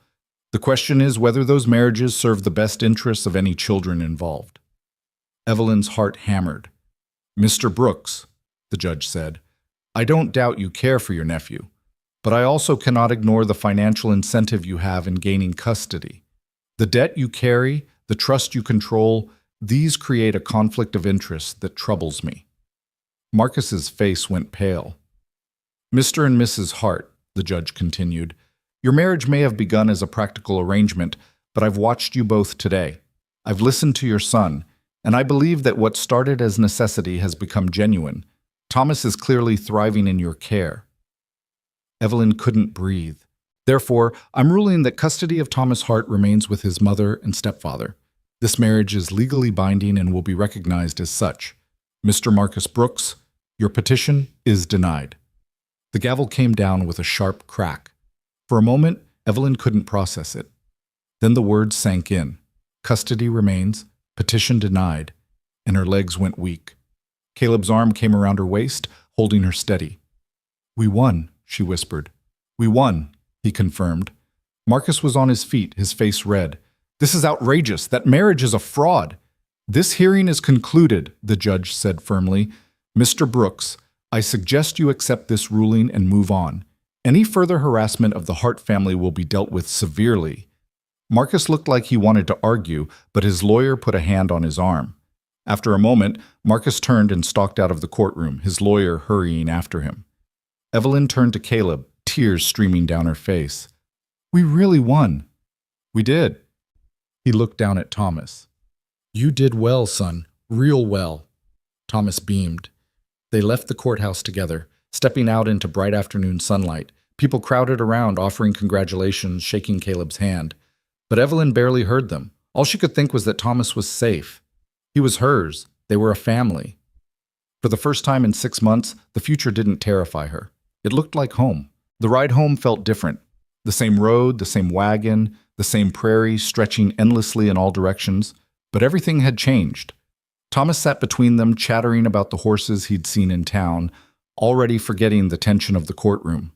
Evelyn listened to his voice with a lightness in her chest she hadn't felt in months, maybe years. Caleb drove in his usual silence, but there was something different in the set of his shoulders, the way his hands held the reins, less tension, less weight. Thank you, Evelyn said quietly, her words almost lost beneath the creak of the wagon and Thomas's running commentary.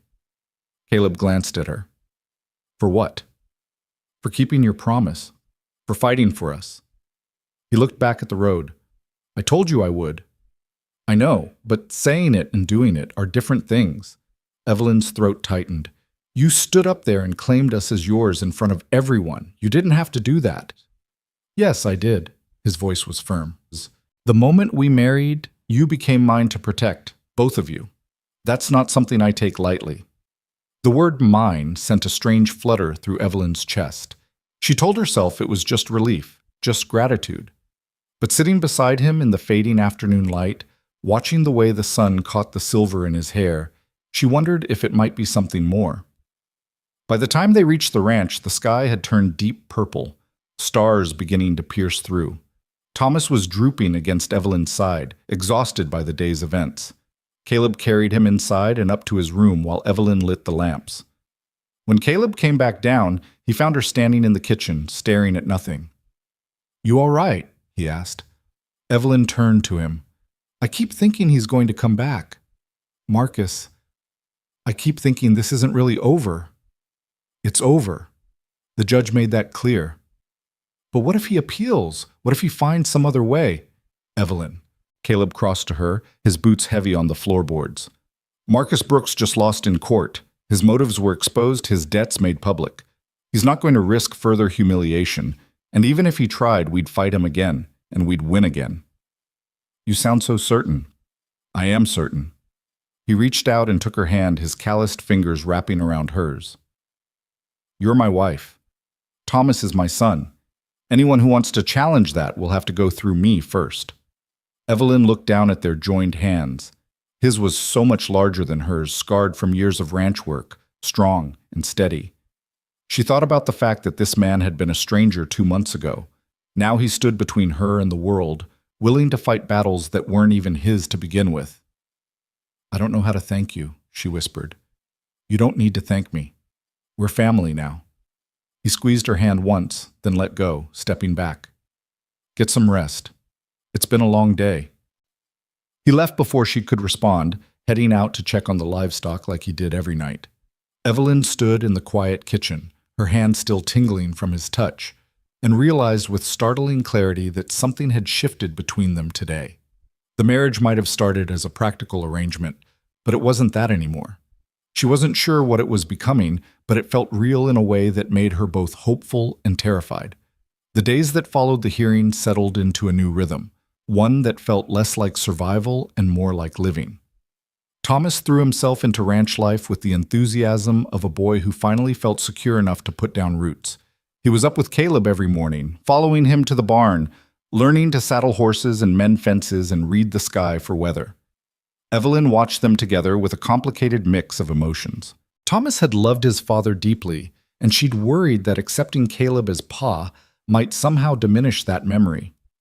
But Thomas seemed to understand instinctively that having a stepfather didn't erase his real father.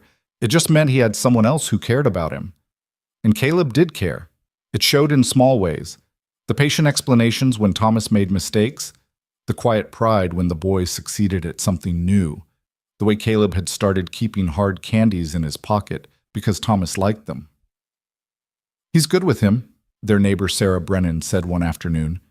She'd come to borrow some flour and stayed for coffee, watching through the kitchen window as Caleb taught Thomas to throw a rope. "You can see he means it.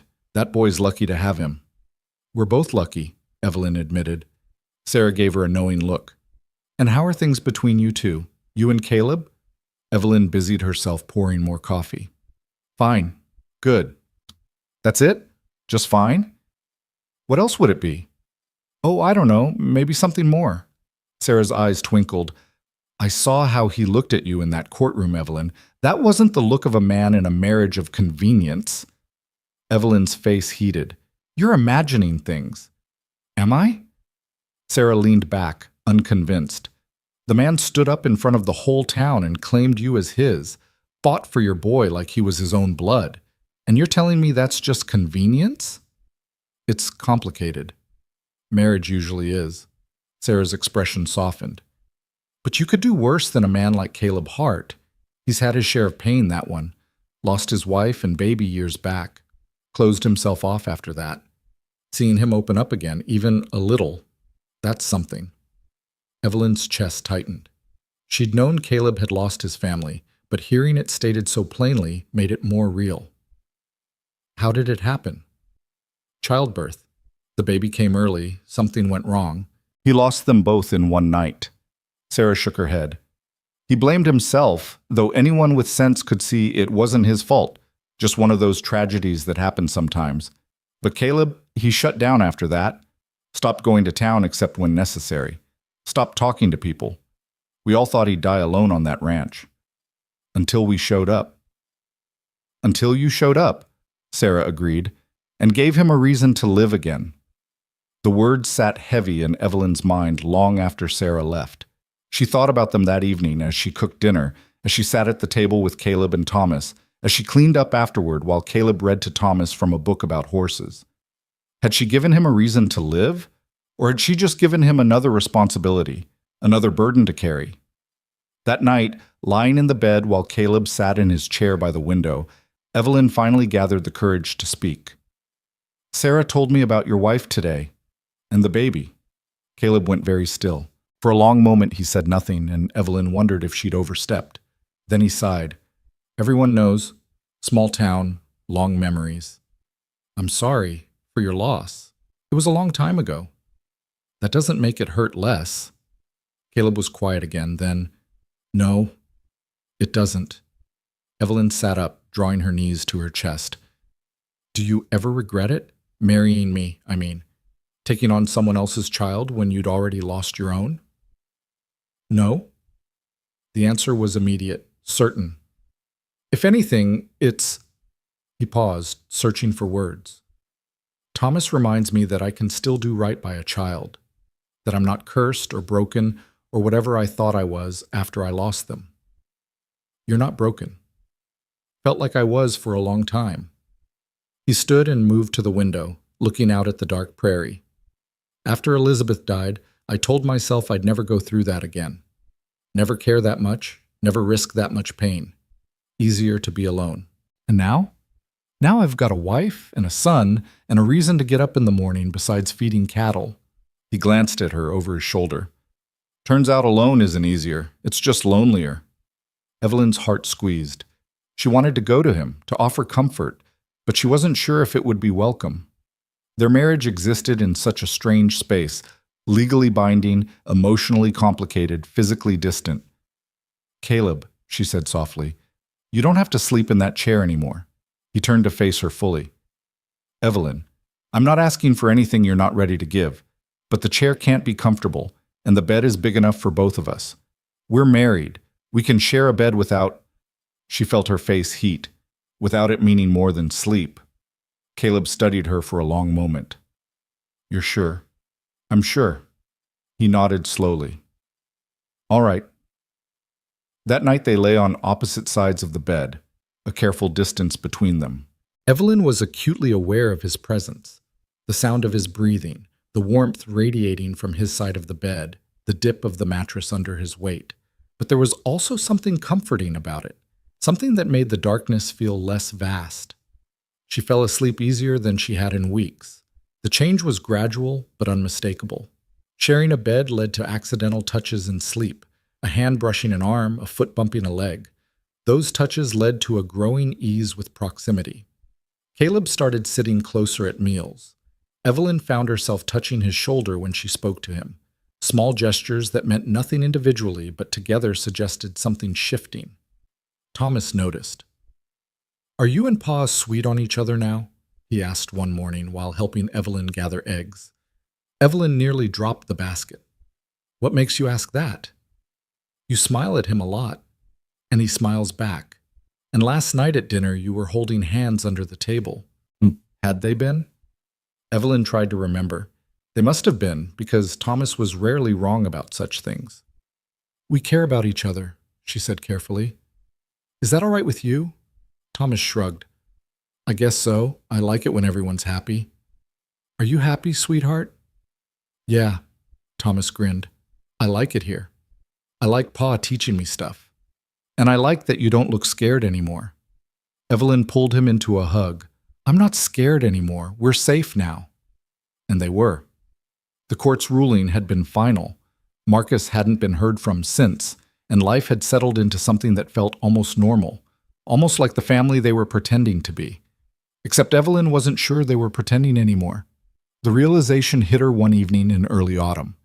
She was at the stove making stew when Caleb came in from the barn, Thomas riding on his shoulders. The boy was laughing, holding onto Caleb's hair for balance, and Caleb was grinning in a way she rarely saw. Found this one trying to climb into the loft, Caleb said, swinging Thomas down. Told him he needs to be bigger first. I'm getting bigger, Thomas protested. I grew a whole inch since we got here. That you did, Caleb ruffled his hair. Go wash up for dinner. Thomas ran off, and Caleb moved to the wash basin. Evelyn watched him, this man who'd been a stranger and was now so thoroughly woven into her daily life, she couldn't imagine it without him. He'd given them safety, yes, stability. But somewhere along the way, he'd also given them something more precious, himself. What? Caleb asked, catching her staring. Nothing, just thinking. About? Evelyn hesitated, then, about how different things are now. How different you are. Caleb dried his hands slowly. Different how? Lighter, less haunted. She moved closer. Happy, maybe. He considered this. Maybe I am. Because of the ranch? The help with work? Because of you. The words were quiet but steady. Both of you. This house was dead before you came.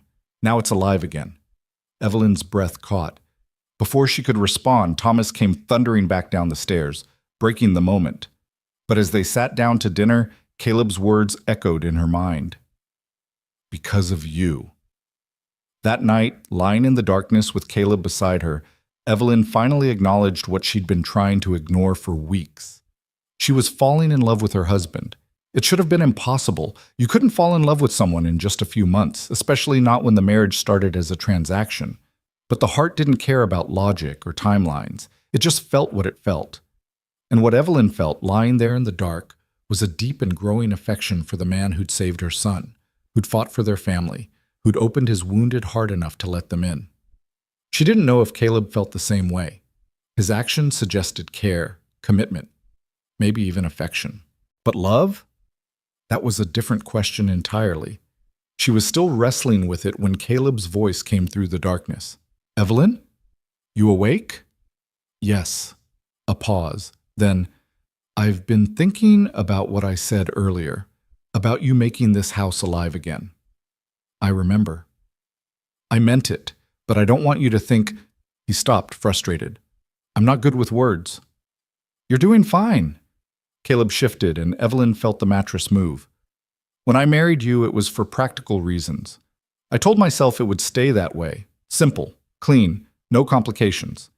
Evelyn's heart began to pound. And now? Now nothing about this feels simple.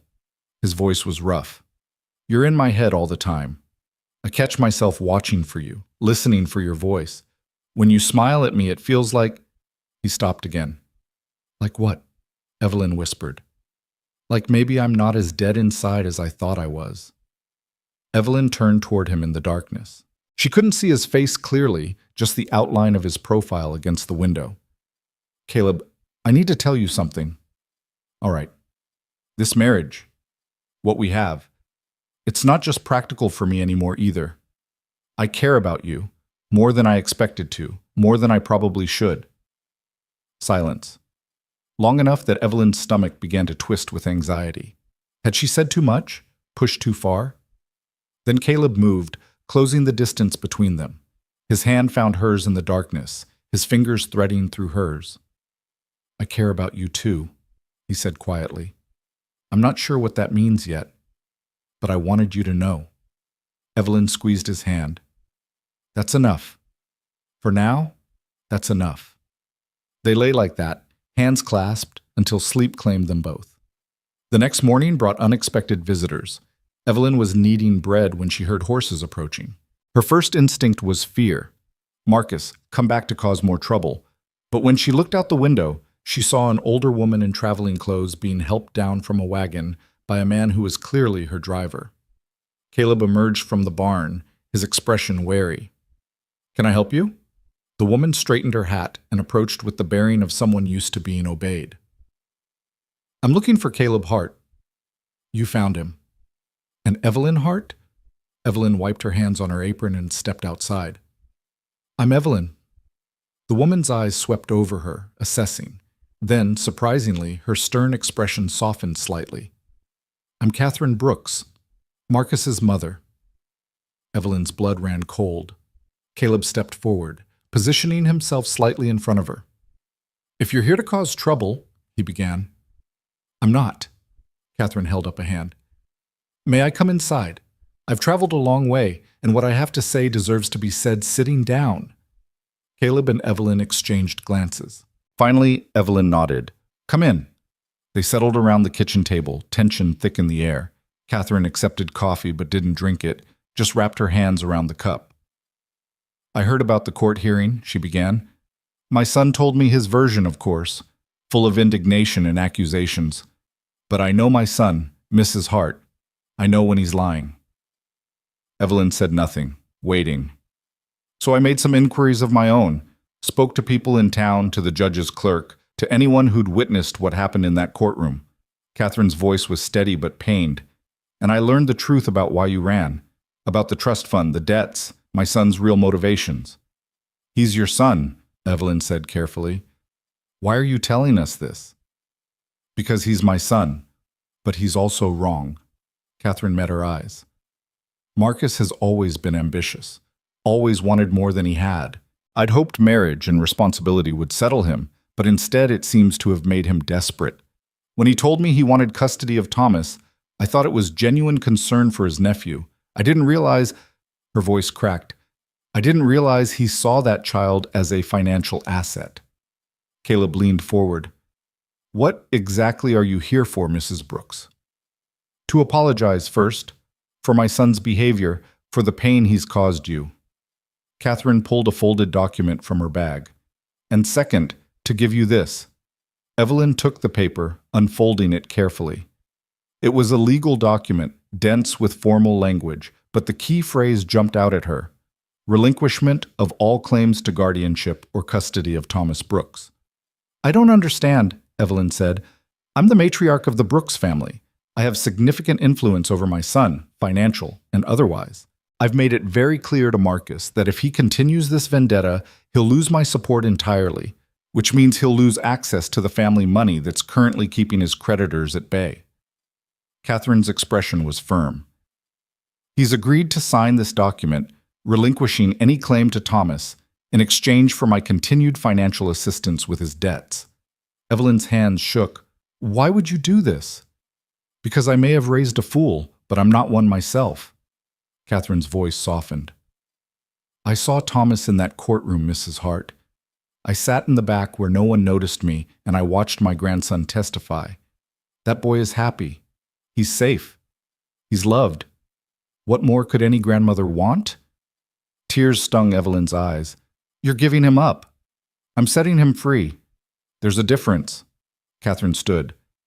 I won't intrude on your lives.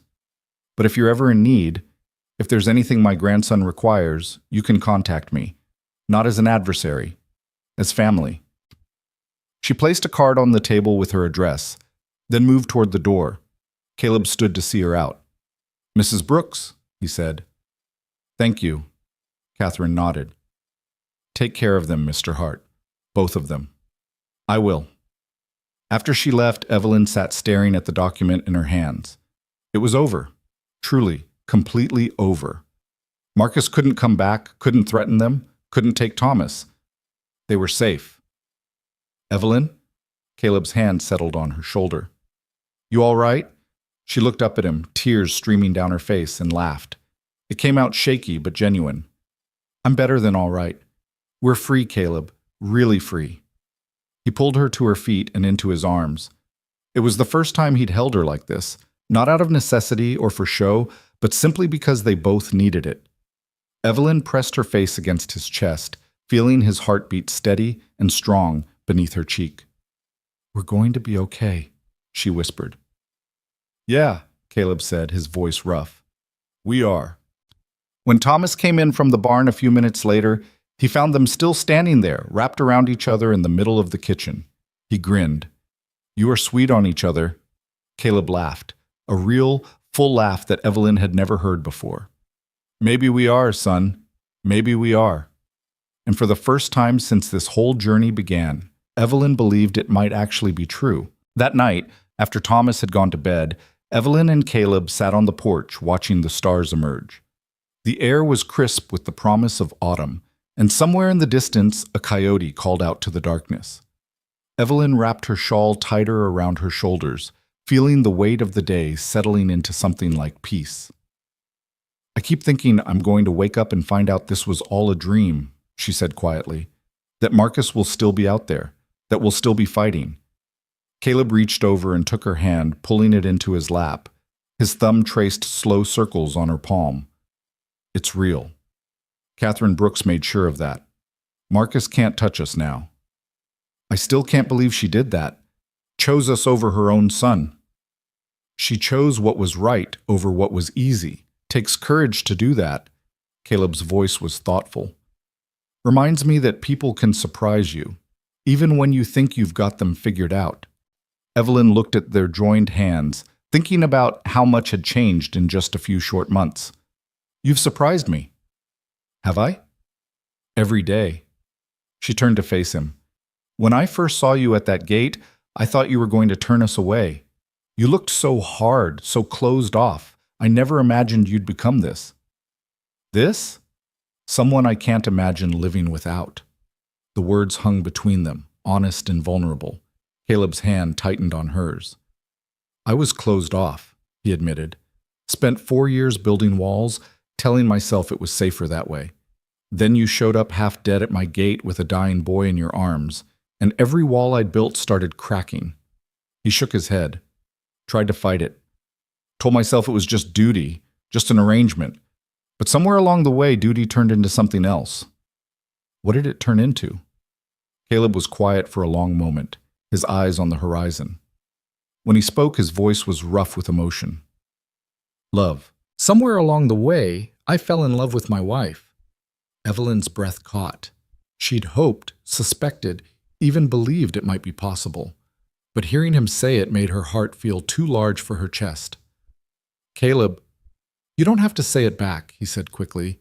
I know this started as something practical. I know you might not feel, I love you too. The words came out fierce and certain. I've been falling in love with you for weeks. Maybe since the day you stood up in that courtroom and claimed us as yours. Maybe before that. I don't know when it started, but I know it's real. Caleb stood abruptly, pulling her up with him. His hands framed her face, and in the starlight she could see the raw emotion in his eyes. Can I kiss you? He asked. Really kiss you? Yes. He kissed her like a man who'd been holding back for too long, like a man who'd finally given himself permission to feel. Evelyn melted into him, her hands gripping his shirt, and kissed him back with everything she'd been too afraid to show before. It was nothing like the perfunctory kiss they'd shared at their wedding.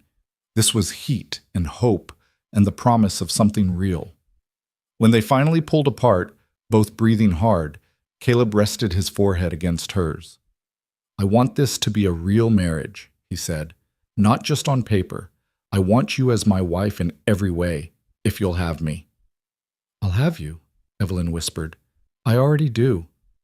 They stood there under the stars, holding each other, and Evelyn felt something settle deep in her bones. This was home, not just the ranch, not just the house, but this man and the life they were building together. This was where she belonged. Inside, they climbed the stairs together, hand in hand. When they reached their bedroom, Caleb paused at the door. Are you sure? He asked one more time. Evelyn answered by pulling him inside and closing the door. That night, they became husband and wife in truth, not just in name. And when Evelyn fell asleep in Caleb's arms, she did so knowing that she was finally, completely safe. Not because someone had rescued her, but because she'd found a partner who stood beside her, who fought with her, who loved her not despite her desperation, but because of the strength it had revealed. The seasons turned and life on the ranch settled into a rhythm that felt less like survival and more like thriving. Thomas grew taller, his shoulders broadening with the work he did alongside Caleb. He still talked about his father sometimes, keeping those memories alive, but he called Caleb Pa without hesitation and looked at him with uncomplicated love. Evelyn watched them together one crisp October morning, Caleb teaching Thomas how to repair a fence post while the boy peppered him with questions. The patience in Caleb's voice, the pride when Thomas got something right, the easy affection between them. It was everything she'd hoped for, and more. You're staring again, Sarah Brennan said, appearing at Evelyn's elbow with the basket of preserves. That husband of yours knows you watch him like that? Evelyn laughed, not even embarrassed anymore. Probably. I'm not exactly subtle about it. No, you're not. But then again, neither is he. Sarah nodded toward where Caleb had looked up, caught Evelyn watching, and smiled before returning his attention to Thomas. That man's head over heels for you. Anyone with eyes can see it. I'm head over heels for him too. Good. You both deserve it. Sarah set down her basket. I brought you some plum jam, and I wanted to tell you before you hear it from someone else. Marcus Brooks left town. Evelyn's stomach tightened automatically, an old fear rising before she could stop it. Left? Moved back east, from what I heard. His mother cut him off financially, unless he gave up the custody fight, and without her money, he couldn't maintain his lifestyle here. Last anyone saw, he was packing up his things looking bitter as old coffee. Sarah's expression was satisfied. Good riddance, if you ask me. Good riddance, Evelyn agreed softly. After Sarah left, Evelyn stood on the porch letting the news sink in. Marcus was gone. Not just defeated, but actually gone from their lives entirely. The relief was enormous, but it was also tinged with something unexpected: pity. Marcus had destroyed himself chasing money and control, and now he had neither. She thought about Catherine Brooks, who'd chosen her grandson's happiness over her son's greed. About the courage it must have taken to admit her son was wrong, to actively work against him.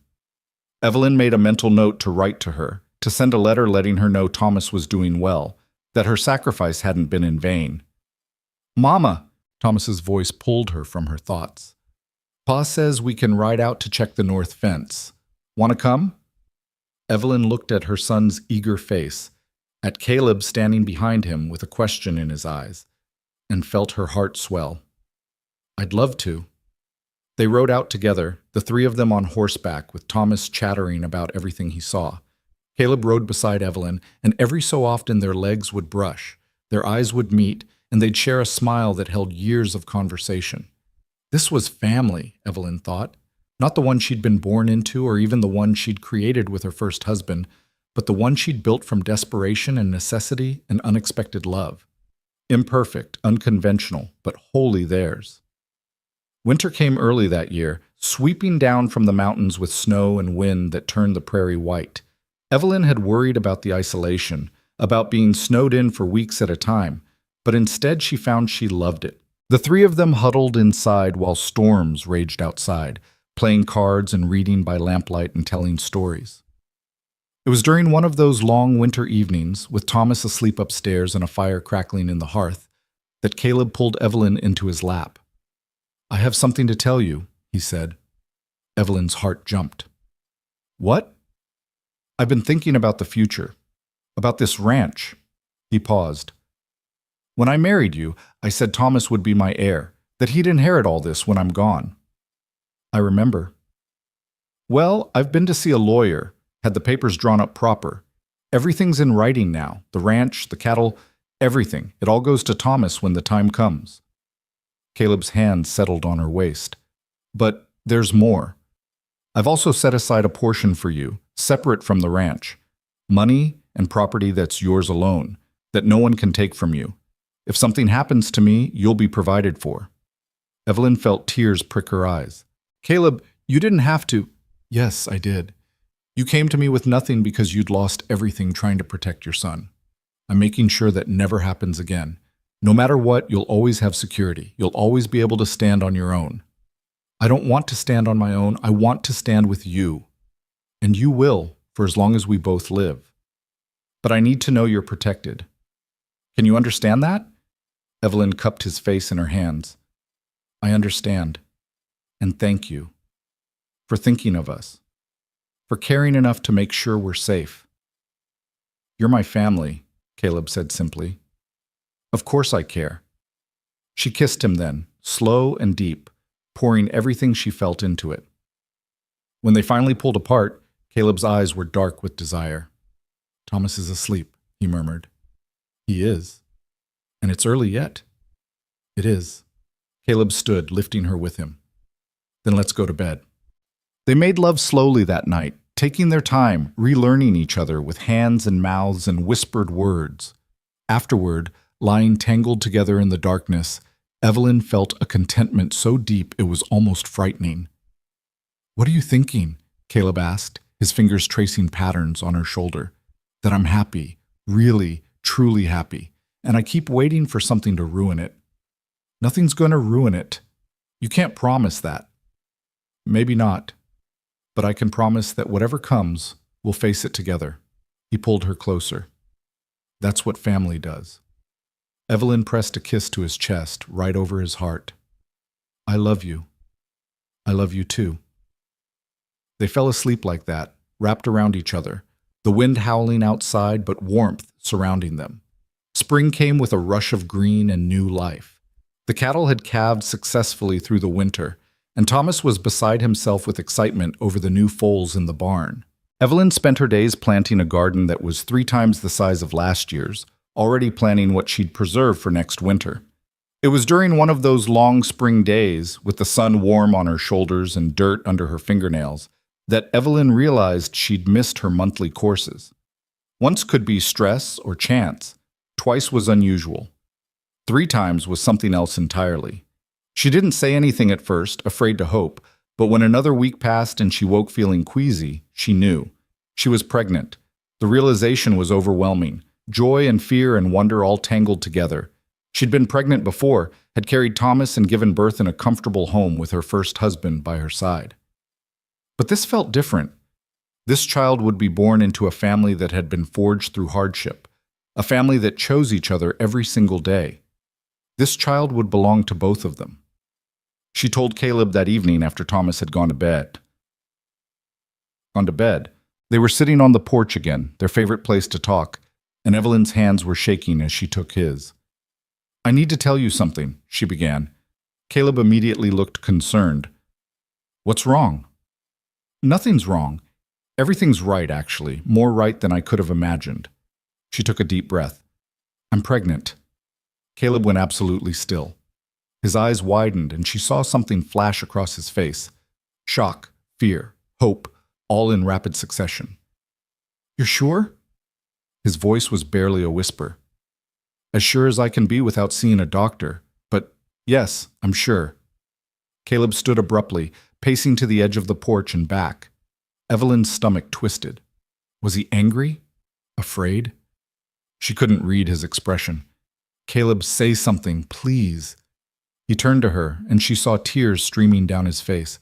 "I never thought, after Elizabeth, after the baby, I never thought I'd get another chance at this." Evelyn stood and went to him, taking his face in her hands. "You're getting that chance now. We're getting it together." "I'm terrified," he admitted. "What if something goes wrong? What if I lose you like I lost her?"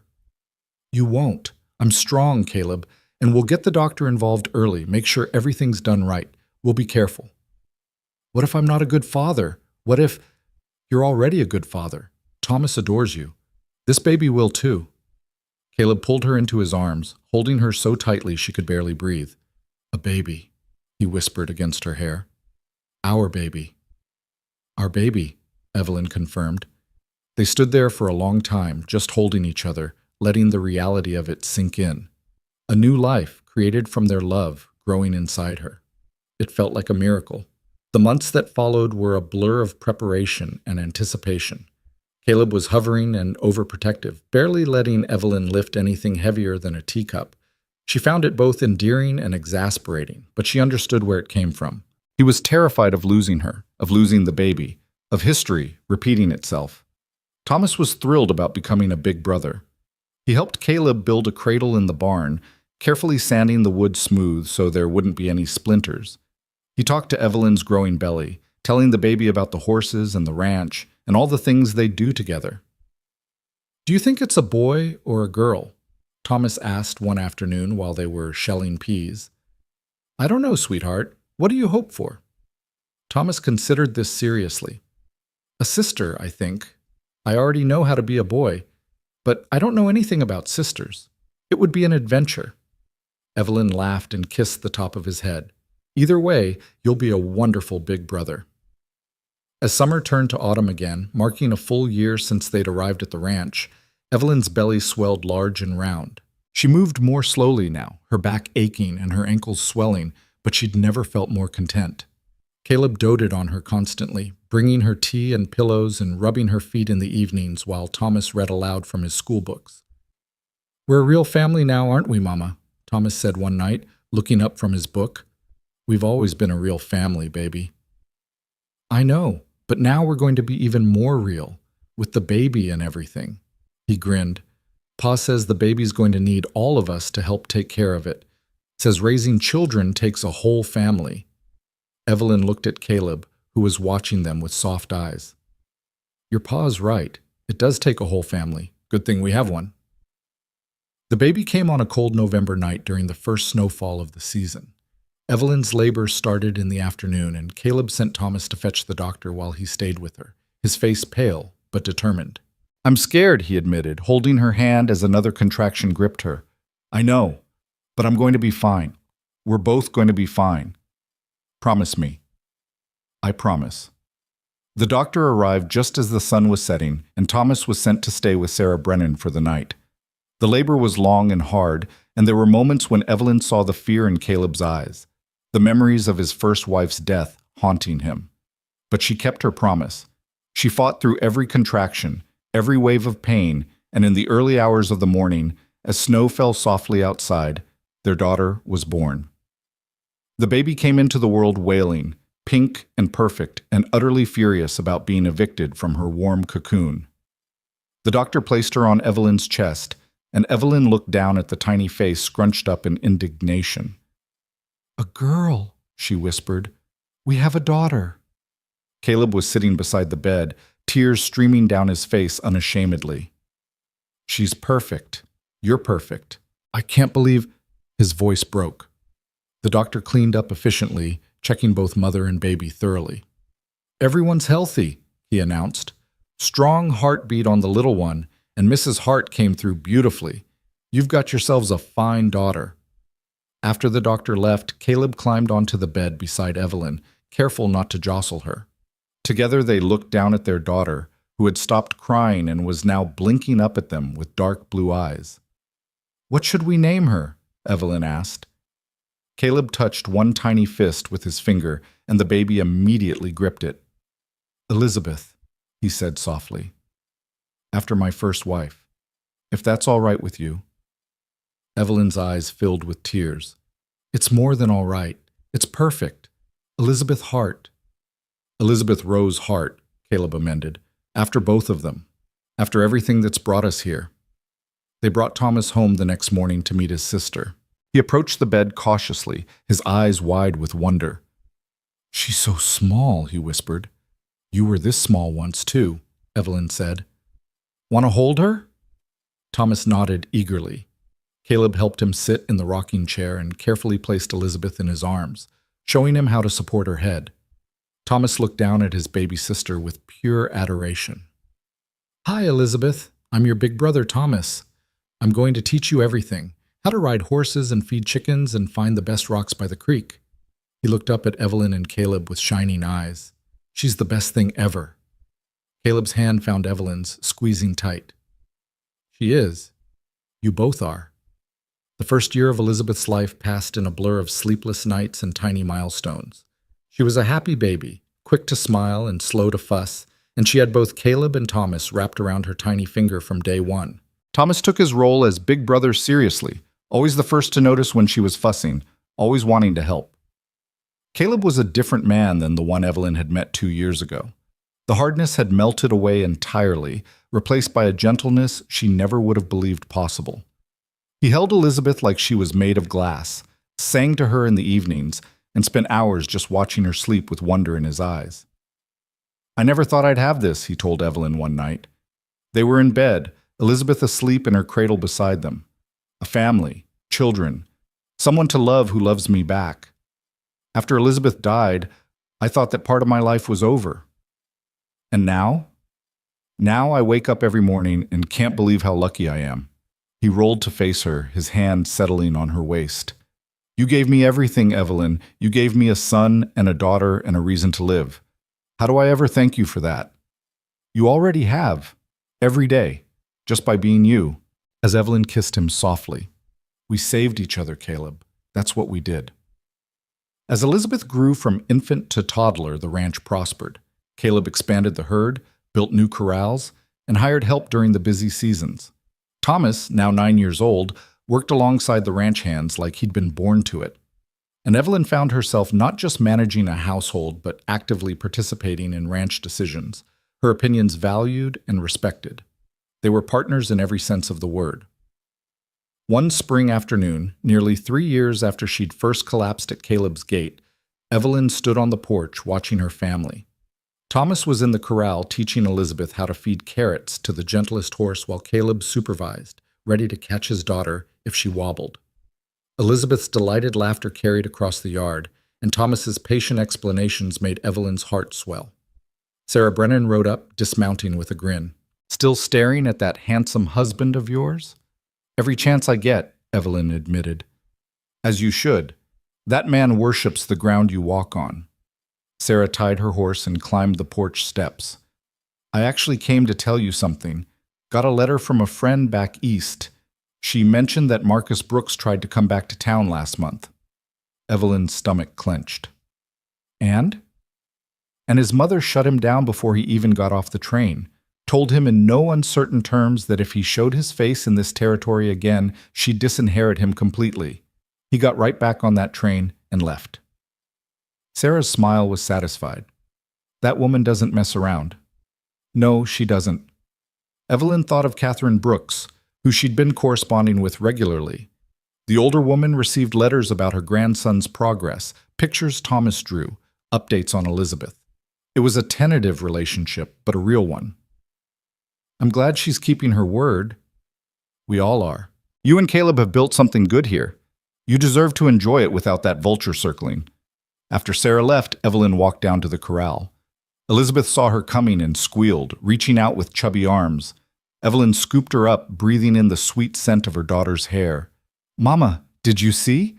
Lizzie fed the horse all by herself. Thomas was beaming with pride. I did see. You're an excellent teacher. Caleb came up behind Evelyn, wrapping his arms around both her and Elizabeth. Beautiful day. Perfect day, Evelyn agreed. They stood there together, the four of them, surrounded by the land they'd worked and the life they'd built. In the distance, cattle grazed peacefully. The garden Evelyn had planted was already showing green shoots. The house behind them was warm and welcoming, filled with laughter and love. This was everything Evelyn had never dared to dream of during those desperate days, walking through the prairie with Thomas burning in her arms. This was home. This was family. This was love that had been earned through hardship and sacrifice, and the simple choice to keep showing up for each other, day after day. What are you thinking? Caleb asked softly. Evelyn looked up at him, at this man who'd been a stranger and become her everything. I'm thinking about how far we've come. How different everything is from that day I showed up at your gate. Best day of my life, Caleb said, even if I didn't know it at the time. Mine too. Thomas tugged at Evelyn's sleeve. Mama, can we have a picnic dinner tonight, out by the creek? I think that's a wonderful idea. They spent the evening by the water eating Evelyn's fried chicken and fresh bread while Elizabeth toddled around collecting rocks, and Thomas told elaborate stories about his adventures with the cattle. Caleb sat with his arm around Evelyn's shoulders, and every so often he'd lean down to kiss her temple or whisper something that made her laugh.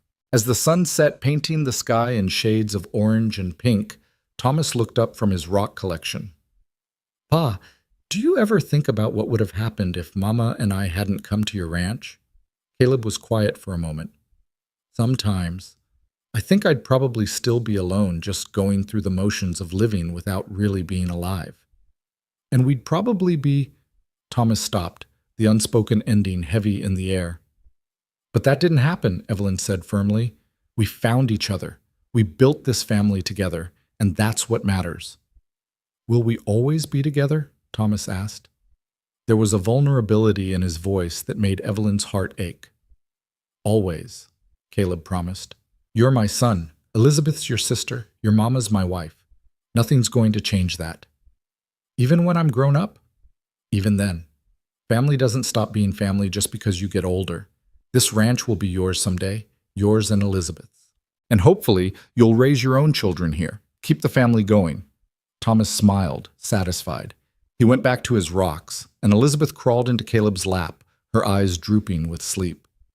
Evelyn looked at her family, her son, her daughter, her husband, and felt a peace so profound it brought tears to her eyes. They'd started as three broken people brought together by desperation and necessity. They'd become something far greater than the sum of their parts. A family. Not perfect, but real. Not easy, but worth every struggle. That night, after the children were asleep, Evelyn and Caleb stood on the porch one more time, looking out at the land that had become their home. Do you ever regret it? Evelyn asked. Marrying me that day? Taking us on? Caleb turned to her, his eyes reflecting the starlight. Not for one single second. You and Thomas and Elizabeth, you're the best things that ever happened to me. You saved my life, Evelyn. Gave me a reason to live again. You saved mine too. You gave us a home when we had nothing. You fought for us when no one else would. You loved us when we needed it most. I'll keep loving you every day for the rest of my life. Evelyn rose on her toes and kissed him, soft and sweet and full of promise. And I'll keep loving you right back. They stood there in the darkness, holding each other, two people who'd been broken and lost and desperate, finding wholeness in each other's arms. The future stretched before them, uncertain in its details but secure in its foundation. They had each other. They had their children. They had this ranch and this life they'd built from nothing but determination and hope. And that was more than enough. It was everything. Years later, when Thomas was grown and bringing his own wife to the ranch, when Elizabeth was learning to ride and already showing signs of her father's quiet strength, when Evelyn's hair had started to silver and Caleb's beard had gone completely gray, they would sometimes sit on that same porch and remember. Remember the day a desperate woman collapsed at a gate with her dying son in her arms. Remember the decision to help, to marry, to fight. Remember the moment when obligation transformed into love, and a family of strangers became something real and permanent. Best decision I ever made, Caleb would say, pulling Evelyn close. Mine too, she would agree. And in the house behind them, filled with children and grandchildren and the echoes of laughter, the life they'd built together would continue on, a testament to the power of choosing love, choosing family, choosing to keep showing up even when the odds seemed impossible. They had started with nothing but each other. They had built everything that mattered, and that was the truest kind of happily ever after there could be.